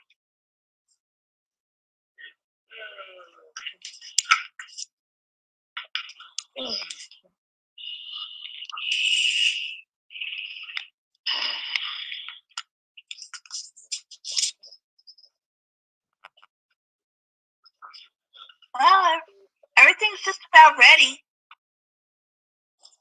Oh, you're leaving now, Okay, John? 1 second, folks. Huh?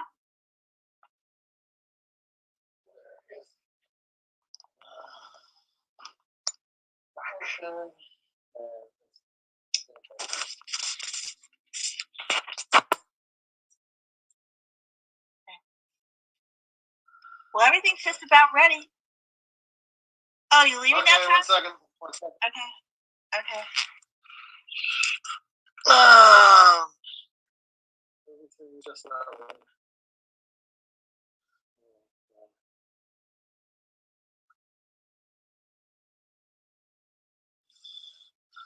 Yes, Jonathan, you can go.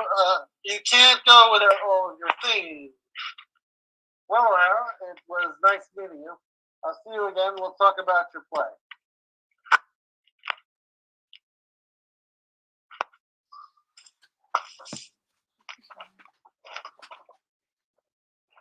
Is it O'Hara's turn to speak? Yes. Yeah. Oh, it is. We're just trying to think. Where we're up to. We're still on page 12. We're on page. Oh, okay, so. Top of page 63. Okay, yep. Oh, I'm not leaving now, Mr. Brewster. Why not? Well, you just offered to help me with the play, didn't you? And you and me are going to write a play together. I can't do that, O'Hara. I'm not a creative writer. I'll do the creating. You just put the words to it. But O'Hara. No, sir, Mr. Brewster. I ain't leaving this house till I tell you the plot. In that case, Mortimer, we'll be running along. Don't try that. You can't go yet, and you've got to take you with. Look, O'Hara. You run along now. My brother's just going. I can wait. I've been waiting 12 years. I'm sorry I was so long. Don't bring that in here. O'Hara, would you join us for a bite in the kitchen? The kitchen? Jonathan's leaving. Oh, well, that's nice. Come along, Officer O'Hara. Sure you don't mind eating in the kitchen, Mr. O'Hara? And where else would you eat? Goodbye, Jonathan. Nice to have seen you again. I'm glad you came back to Brooklyn, Jonathan, because it gives me a chance to throw you out. And the first one out is your boyfriend, Mr. Spinalzo.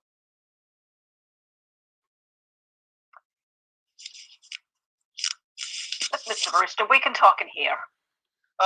Coming right out. I might have known you'd grow up to write a play with a policeman. Get going now, all three of you. Doctor, this affair between my brother and me has got to be settled. No, Johnny, we got trouble enough. Your brother gives us a chance to get away. What more could you ask? You don't understand. This goes back a good many years. No, Johnny, let's get going. We're not going.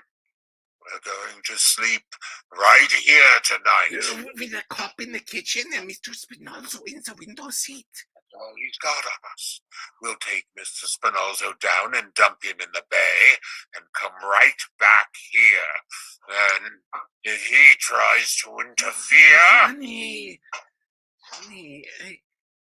Doctor, you know, when I make up my mind... yeah, when you make up your mind, you lose your head.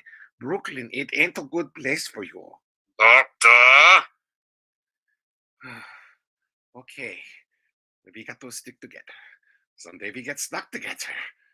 If you're going back here, do we go to take these with us? No, leave them here. Hide them in the cellar. Move fast. Spinozzo can go out the same way he came in. Hey, Johnny, come quick. What's the matter? You know that hole in the cellar? Yes? We got an ace in the hole. Come, I show you. Jonathan! Jonathan! Jonathan! Yes, Mortimer. Where have you two been? I thought I told you to get out. We're not going. Oh, you're not? You think I'm not serious about this? Oh, do you want O'Hara to know what's in the window seat? We're staying here. All right, you asked for it. This gets me rid of you and Officer O'Hara at the same time. Officer O'Hara, come in here. If you tell O'Hara what's in the window seat, I'll tell him what's down in the cellar. The cellar? There's an elderly gentleman down there who seems to be very dead. What were you doing in the cellar? What was he doing down in the cellar? Oh, thanks, ma'am. They were fine. I've had plenty. Now, what are you going to say to O'Hara?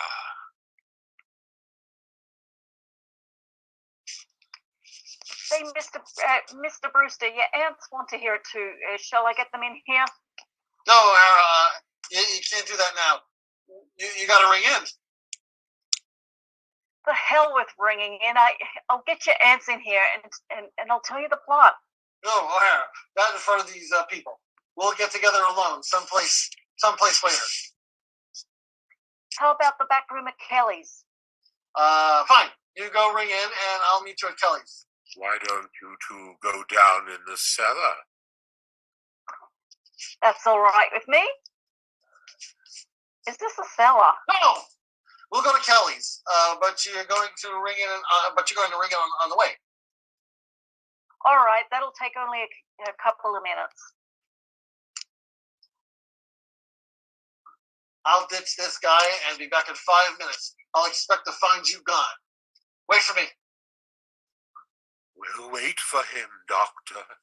I've waited a great many years for a chance like this. We got him right where we want him. Did he look guilty? Our bags back up to our room, Doctor. Have they gone? Oh, we thought we heard somebody leave. Oh, just Mortimer, and he'll be back in a few minutes. Is there any food left in the kitchen? I think Dr. Einstein and I would enjoy a bite. But you won't have time. No, if you're still here when Mortimer gets back, he won't like it. He'll like it. He's got to like it. Get something for us to eat while we bury Mr. Spinozzo in the cellar. Oh, no. He can't stay in our cellar. No, Jonathan, you've got to take him with you. There's a friend of Mortimer's downstairs waiting for him. A friend of Mortimer's? He and Mr. Spinozzo will get along fine together. They're both dead. They must mean Mr. Hoskins. Mr. Hoskins? You know about what's downstairs? Of course we do. And he's no friend of Mortimer's. He's one of our gentlemen. Your gentleman? And we won't have any strangers buried in our cellar. Mr. Hoskins. Mr. Hoskins isn't a stranger. Besides, there's no room for Mr. Spinoza. The cellar's crowded already. Crowded? With what? There are 12 graves down there now. 12 graves. That leaves very little room, and we're going to need it. You and Aunt Martha have murdered? Murdered? Certainly not. It's one of our charities.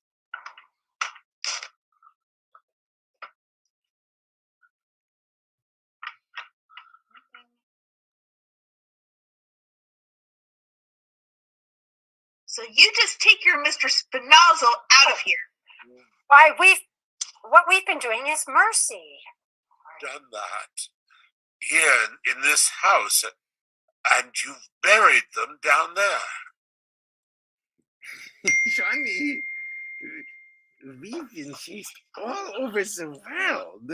They stay right here in Brooklyn, and they were just as good as you do. What? You've got 12, and they've got 12. I've got 13. No, Johnny, 12. 13! There's Mr. Spinoza, then the one in London, 2 in Johannesburg, 1 in Sydney, 1 in Melbourne, 2 in San Francisco, 1 in Phoenix, Arizona. Phoenix? The filling station. The 3 in Chicago, and the 1 in South Bend. Oh. That makes 13. No, but you can't count the one in South Bend. He died of pneumonia. He wouldn't have got pneumonia if I hadn't shot him. No, Johnny, he died of pneumonia. He don't count. He counts with me. I say 13. No, Johnny, you got 12. They got 12. These old ladies are just as good as you are. Well, that's easily taken care of. All I need is 1 more, that's all. Just 1 more.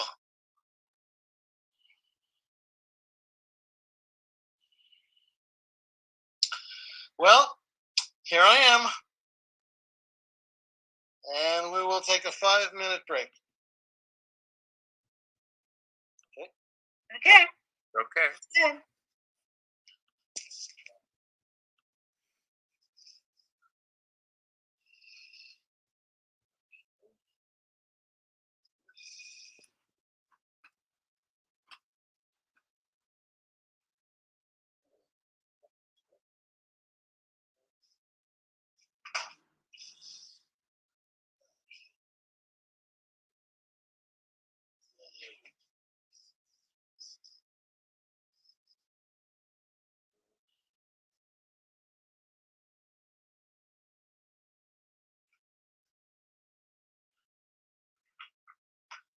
Well,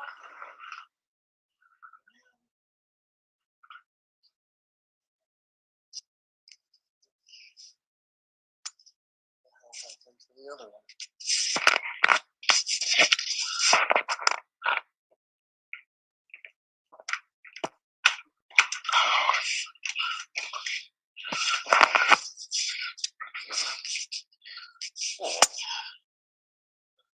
Well, here I am.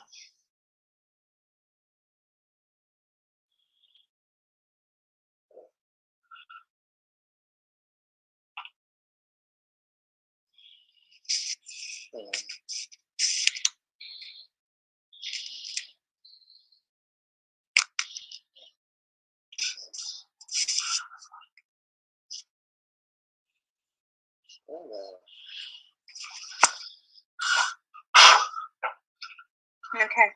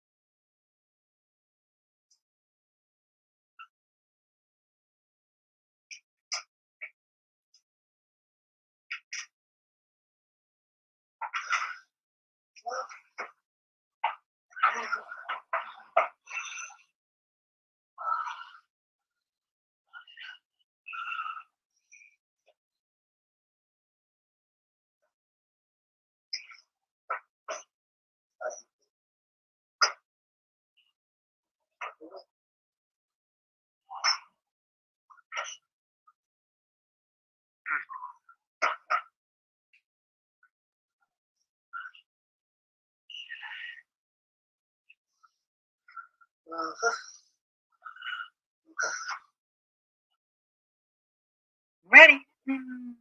Ready? I'm ready. Okay. I'm back. And back. Everybody here? I think so. Okay, Act 3. You stop doing that. This is our house and this is our cellar, and you can't do that. Ladies, please go back upstairs where you belong. Abby, Martha, go upstairs. There's no use you doing what you're doing because it will all have to be undone. I tell you, we won't have it, and you better stop it right now. All right, you'll find out.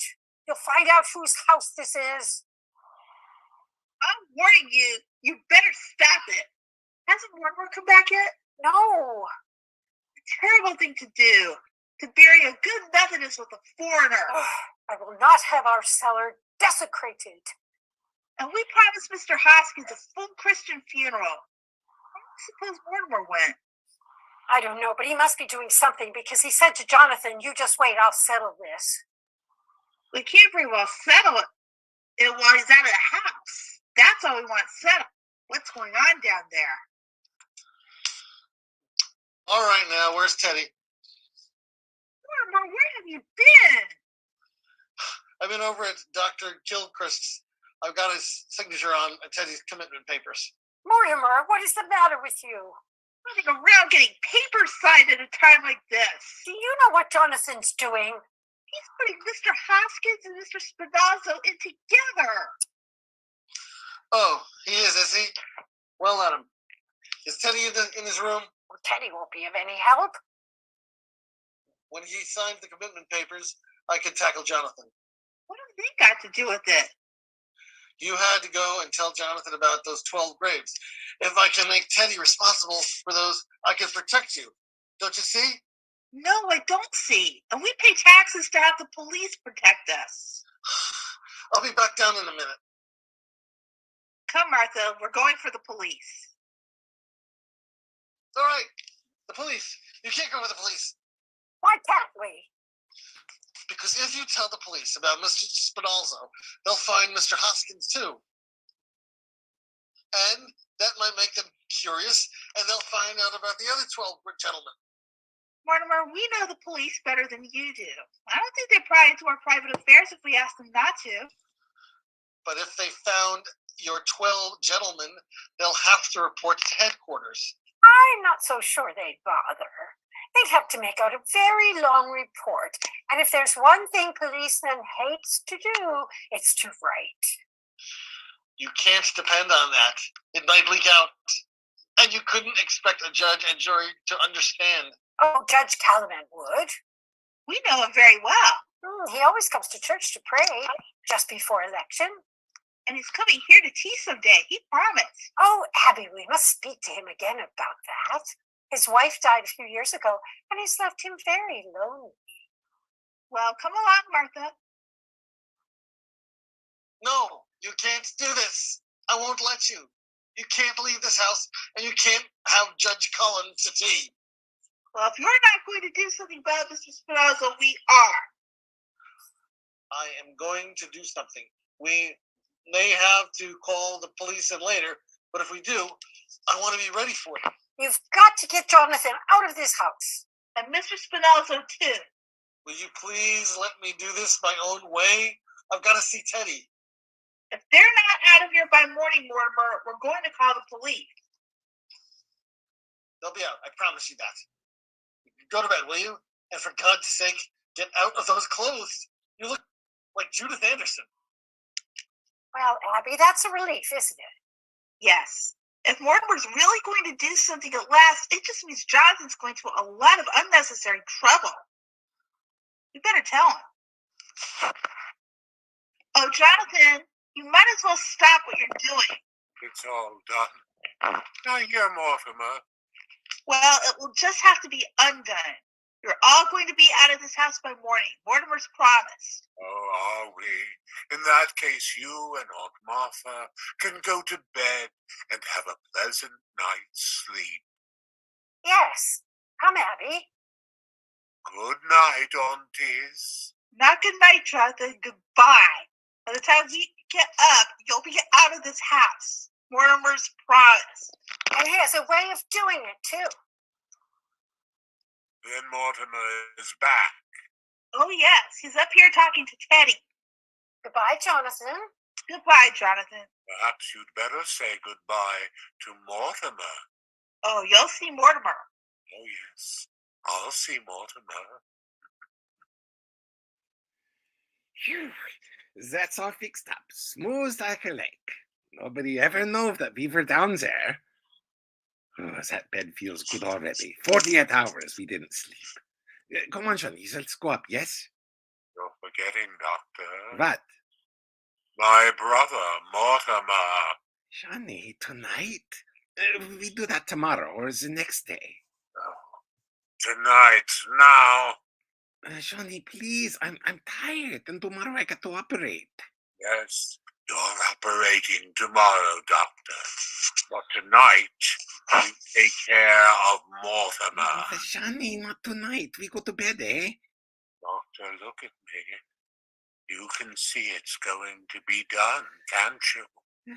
Johnny, I can see. I know that look. It's a little too late for us to dissolve our partnership. Okay, we do it. But the quick way, the quick twist, like in London? No, Doctor. I think this calls for something special. I think perhaps the Melbourne method. Oh, Johnny, no, not that 2 hours. And when I was all over, what? The fellow in London was just as dead as the fellow in Melbourne. We had to work too fast in London. There was no aesthetic satisfaction in it.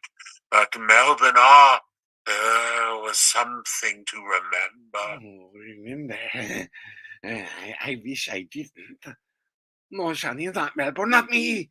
Yes, Doctor, where are the instruments? I won't do it, Johnny. I won't do it. Get your instruments. No, Johnny. Where are they? Oh, yes, you hid them in the cellar. Where? I won't tell you. I'll find them, Doctor. Teddy enters from the balcony.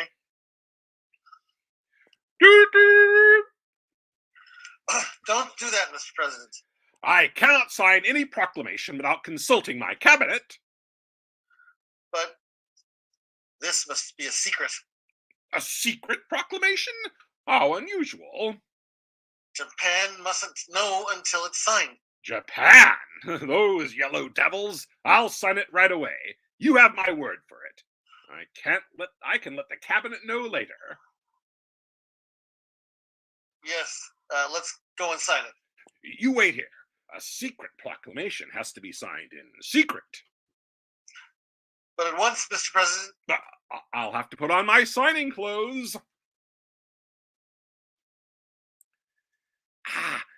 You go now, eh? No, Doctor, I'm waiting for something important.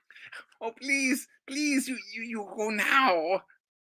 Dr. Einstein, I have nothing against you personally. You seem to be a nice fellow. Take my advice and get out of this house and get just as far away as possible. Trouble, yeah. You get out. All right. You don't say don't say I didn't warn you. I'm warning you. Get away quick. Things are going to start popping around here any minute. Listen, Johnny's in a bad mood. When he like this, he's a madman. Things happen. Terrible things. Jonathan doesn't worry me now. Don't those plays would teach you anything? About what? Well, at least people in plays act like they got sense. That's more than you do.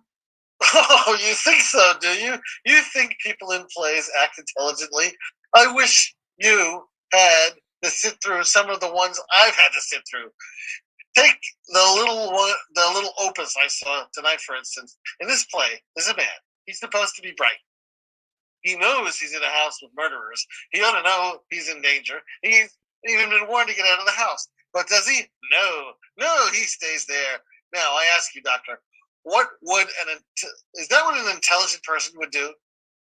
You're asking me? He didn't even have sense enough to be frightened, to be on guard, for instance. The murderer invites him to sit down. You mean, You mean like, won't you sit down? believe it or not, one was in there too. And what did he do? He sat down. Now, mind you, this fellow is supposed to be bright, and there he sits, just waiting to be trussed up. And what do you think they used to tie him with? What? The curtain cord. Well, why not? It's a good idea, very convenient.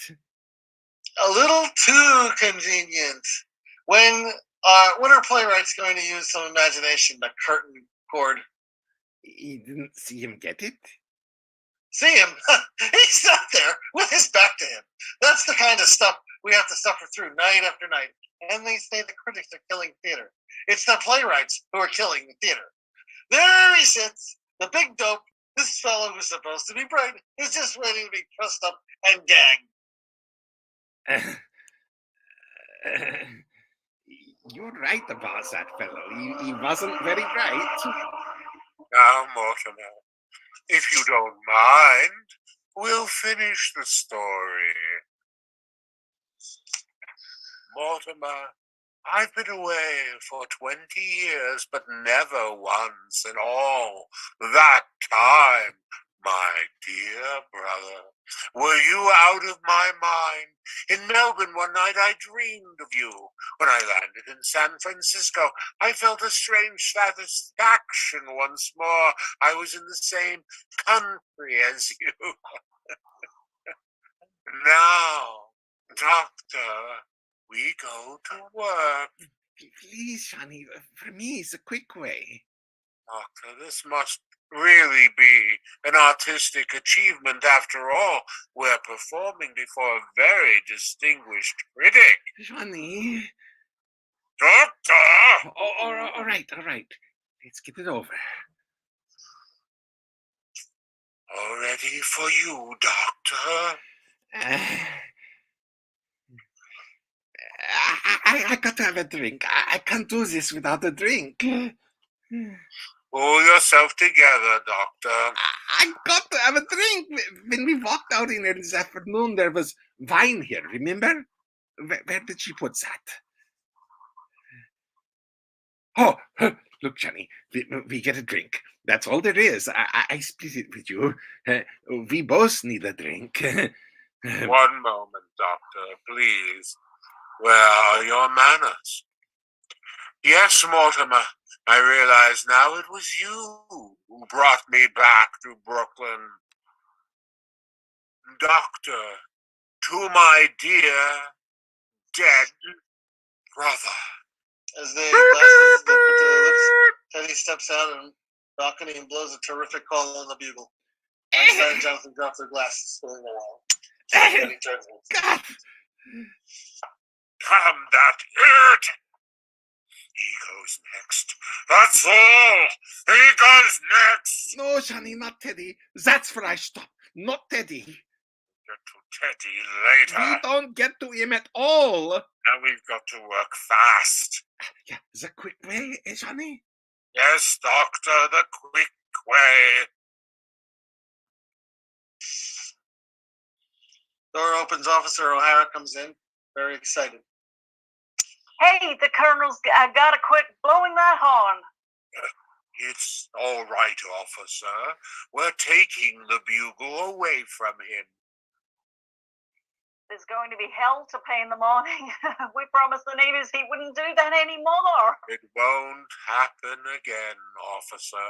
Good night. I'd better speak to him myself. Where are the lights?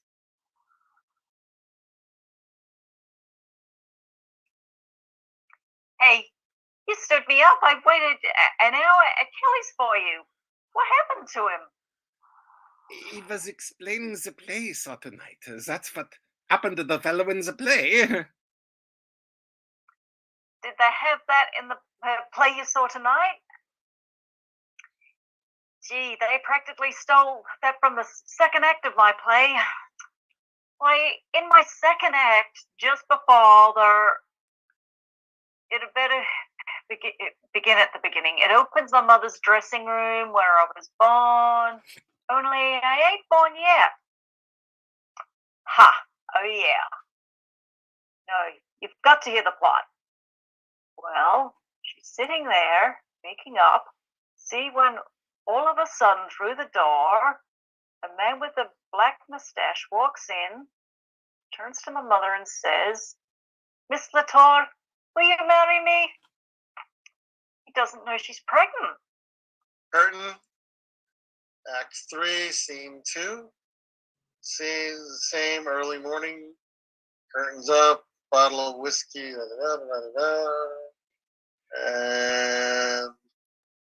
And O'Hara's still talking.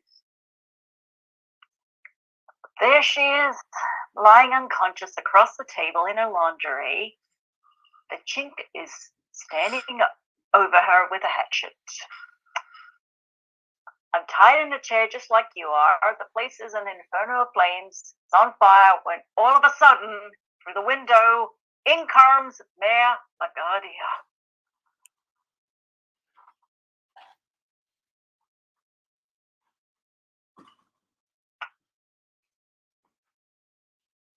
Einstein? No, hey, remember who paid for that? It's O'Hara's line. Oh, yeah, it is too. Hey, remember who paid for that? Go easy on it. Well, I'm listening, ain't I? How do you like it so far? Well, it put Shani to sleep. Let him alone. If he ain't got no more interest than that, he don't get a drink. All right. 3 days later, I've been transferred and I'm under charges. That's because somebody stole my badge. All right. I'm walking my beat on Staten Island, 46th precinct, when a guy I'm following, it turns out, is really following me. Don't let anybody in. So I figure I'll outsmart him. There's a vacant house on the corner. I goes in.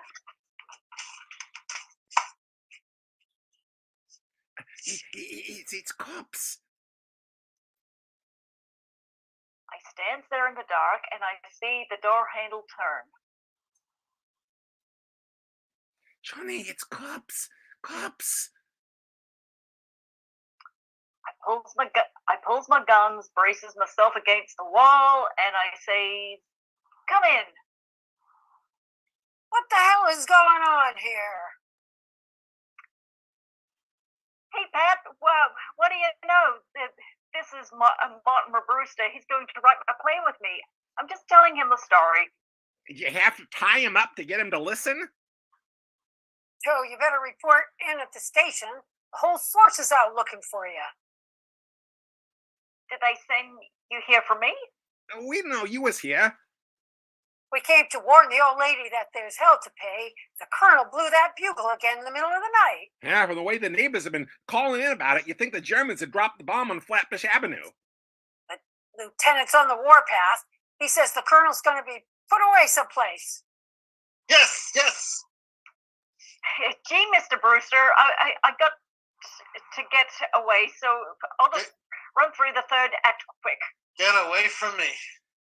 Say, you know what time it is? It's after 8 o'clock in the morning. It is? Gee, Mr. Brewster, them first 2 acts run a little long, but I don't see anything we can leave you.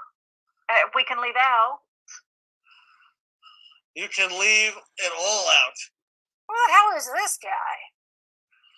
That's my brother. Oh, the one that ran away, so he came back. Yes, he came back. This is Brophy. Get me Mac. I better let him know we found you. Joe, Mac, tell the lieutenant he can call off the big manhunt. We got him in the Brewster house. Do you want us to bring him in? Oh, all right. We'll hold him right here. Lieutenant's on his way over. I've been turned in, eh? So I've been turned in, eh? All right. Yeah, got me. And I suppose you and this... That's Wait, Jonathan's what? line. Oh, I know. Yeah, that's Jonathan. That's bad printing. That's supposed to be All Jonathan Newt. Next line. We'll Okay, bring so him I've in been here. turned in, eh? All right. You've got me, and I suppose you and that stool pigeon brother of mine will split the reward. Reward? Now I'll do some turning in. You think my aunts are sweet, charming old ladies, don't you? Well, there are 13 bodies buried in their cellar. Teddy! What the hell are you talking about?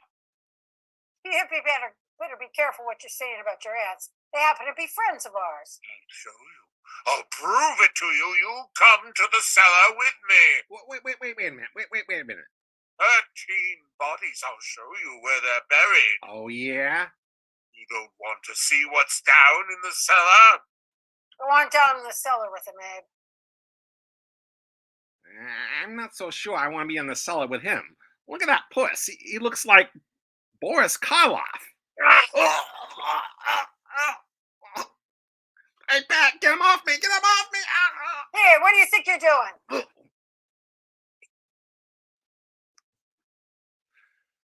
Well, what do you know about that? Lieutenant Rooney bursts in. Do we have a room? Come in. What the hell are you men doing here? I told you I was going to handle this. Also, we was just gonna. What happened? Did he put up a fight? This ain't the guy that blows the bugle. This is his brother. He tried to kill Klein. All I said was he looked like Boris Karloff. Turn him over. We kind of think he's wanted somewhere. Oh, you kind of think he's wanted somewhere. If you guys don't look at the circulars we hang up at the station, at least you could read True Detective. Certainly he's wanted. In Indiana. Escaped from the prison for the criminally insane. He's a lifer.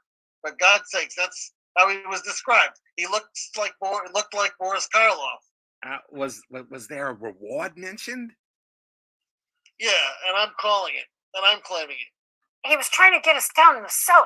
He said there was 13 bodies buried down there. 13 bodies buried in the cellar. And that didn't tip you off that he came out of a nut house? I thought all along he talked kind of crazy. Oh, it's Shakespeare. Where have you been all night? And you didn't even bother to tell me. I've been right here, sir, writing a play with Mortimer Brewster. Yeah? Well, you're going to have plenty of time to write the play. You're suspended. Now get back and report in. How can I come? Can I come over sometime and use this station typewriter?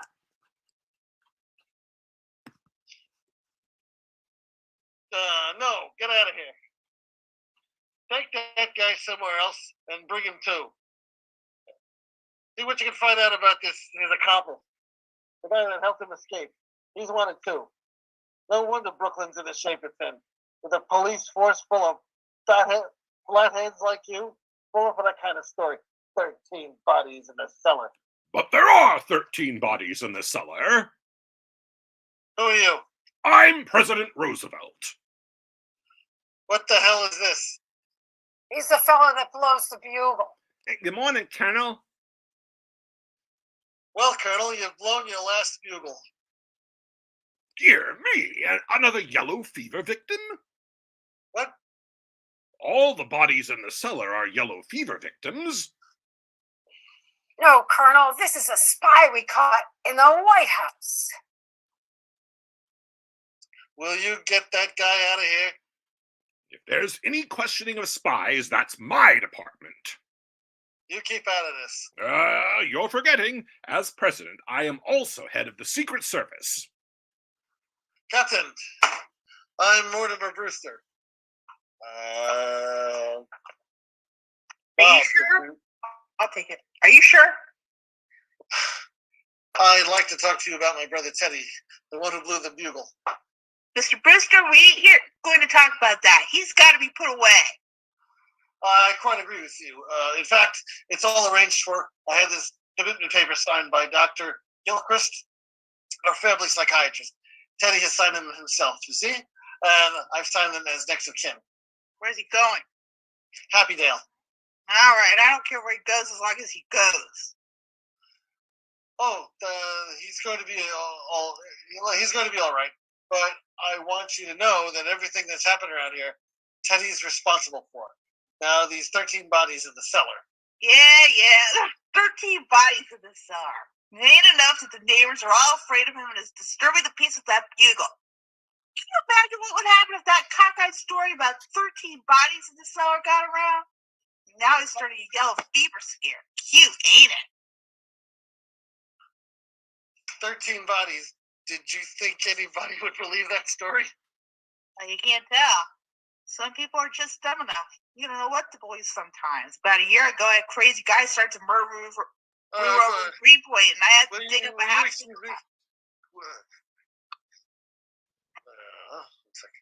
I had to dig up a half-acre lot just to prove that. Would you excuse me?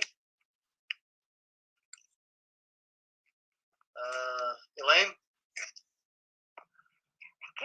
Good morning, Mortimer. Good morning, dear. This is Mr. Witherspoon. He came over to meet Teddy.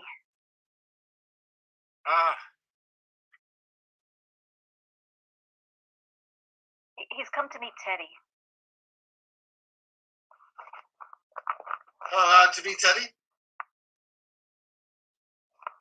Yeah, go ahead. Yep. Yeah, whoever wants to play Teddy. Complete. I don't think it's me yet. It's sorry, Mr. Witherspoon, Superintendent of Happy Dale. Yeah, That's this is Elaine's Mr. line. Witherspoon. This is Mr. Witherspoon. He's come to meet Teddy. He's come to meet Teddy? Mr. Witherspoon's the superintendent of Happy Dale.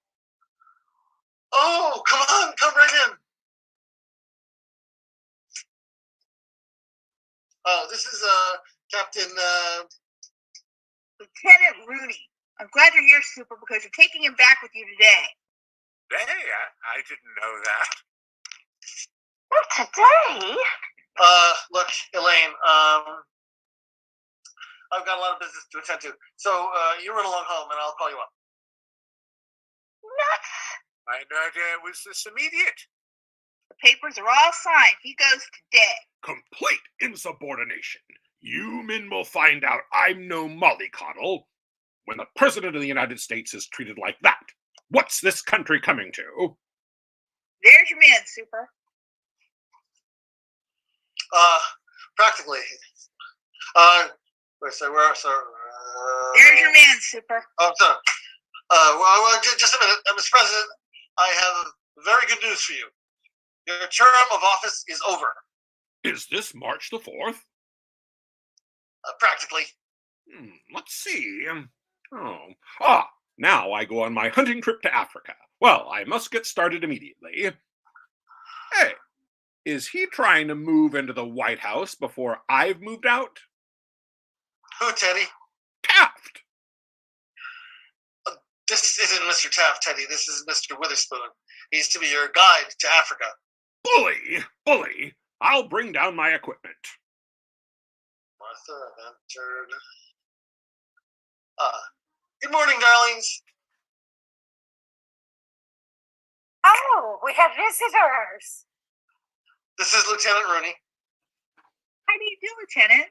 My, you don't look like the suspect that the policemen say you are. Why the lieutenant is here, Teddy blew his bugle again last night. Yes, we're going to speak to Teddy about that. It's a little more serious than that, Miss Brewster. And you haven't met Mr. Witherspoon. He's the superintendent at Happydale. Oh, Mr. Witherspoon, how do you do? You've come to meet Teddy. He's come to take him. Aunties, the police want Teddy to go there today. Not while we're alive. I'm sorry, Miss Brewster, but it has to be done. The papers are all signed, and he's going along with the superintendent. We won't permit it. We'll promise to take the bugle away from him. We won't be separated from Teddy. Sorry, ladies, but the law's the law. He's committed himself, and he's going. Well, if he goes, we'll go too. Yes, and you'll have to take us with him. Well, why not? Oh, that's sweet of them to want to, but it's impossible. You see, we can't take sane people at Happydale. Oh, Mr. Witherspoon, if you'll let us live here with Teddy, we'll see that Happydale is in our will, and for a very generous amount. Oh, Lord knows we could use the money, but I'm afraid.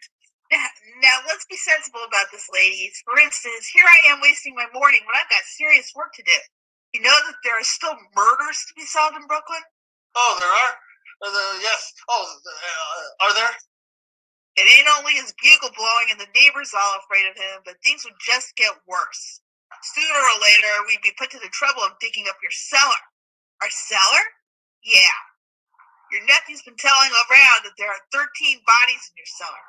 But there aren't 13 bodies in our cellar.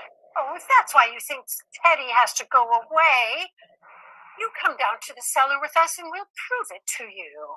There's one, Mr. Spinoza, who doesn't belong here and who will have to leave, but the other 12 are our gentlemen.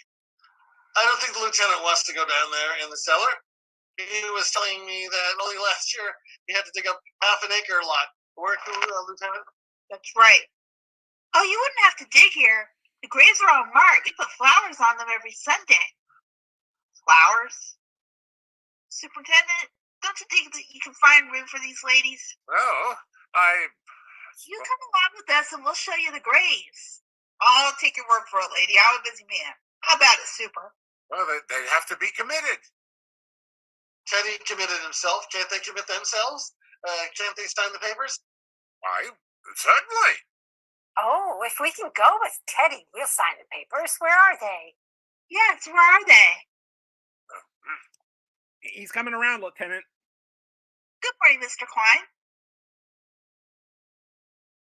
Good morning, Mr. Klein. Are you here too? Yeah, Brophy and me, we got you and the nephew out in the kitchen. Well, sign them up, Superintendent. I want to get this all cleaned up. 13 bodies.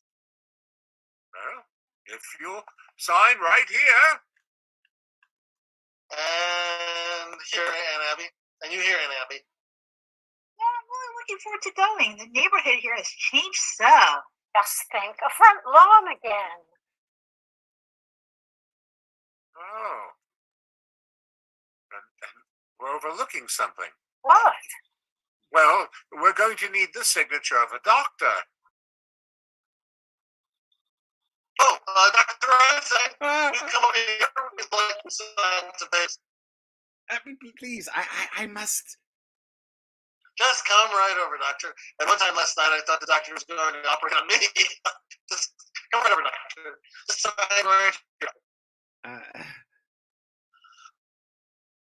Where are you leaving, Doctor? I think I must go. Aren't you going to wait for Jonathan? I don't think we're going to the same place. Hello, Elaine. I'm glad to see you. Stick around, huh?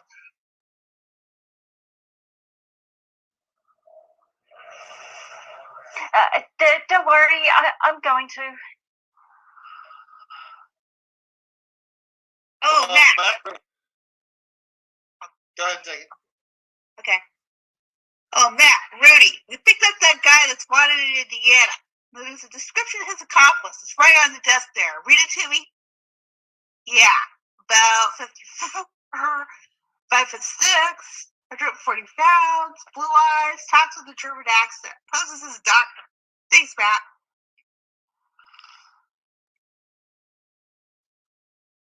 It's all right, Lieutenant. The doctor here has just completed the signatures. Thanks, Doc. You're really doing Brooklyn a service. Now, Mr. Brewster, you sign now as next of kin. Oh, yes, of course, right here. Right here? Fine. That's fine. That makes everything complete. Everything legal? Oh, yes. Well, Aunties, now you're safe. When do you think you'll be ready to start? Well, Mr. Witherspoon, why don't you go upstairs and tell Teddy just what he can take along? Upstairs. I'll show you. No, Mortimer, you stay here. We want to talk to you. Yes, Mr. Witherspoon, just upstairs and turn to the left. Well, Mortimer, now that we're moving, this house really is yours. Yes, dear, we want you to live here now. No, Aunt Abby, this house is too full of memories. But you'll need a home when you and Elaine are married. Darlings, that's very indefinite. It's nothing of the kind. We're going to be married right away.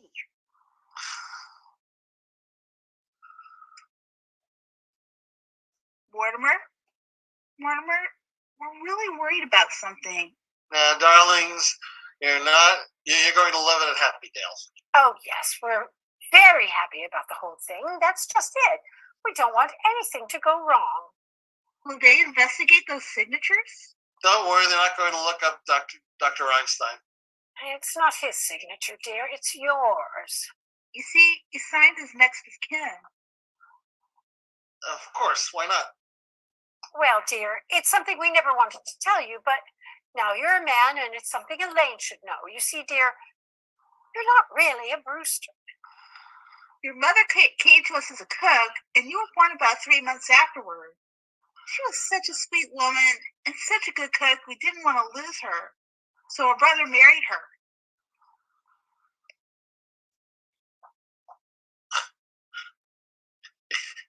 Elaine. No. Did you Now, hear don't that? feel bad about it. Okay. Mortimer. Elaine, did you hear that? Do you understand? I'm a bastard. Well, now, I really must see to breakfast.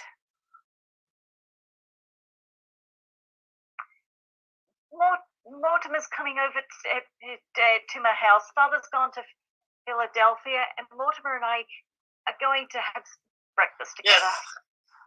I need some coffee. I've had quite a night. In that case, I should think you'd want to get to bed. I do. One moment, Witherspoon. Take this with you.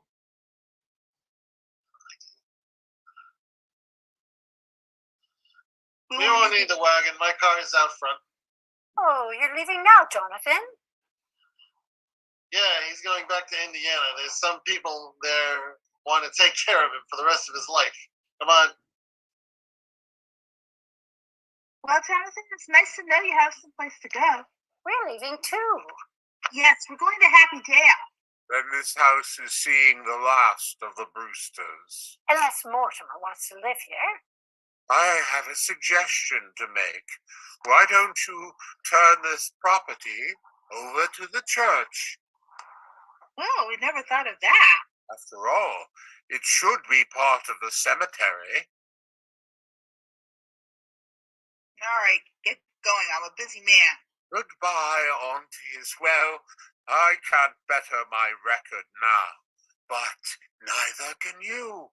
At least I have that satisfaction. The score stands even 12-12.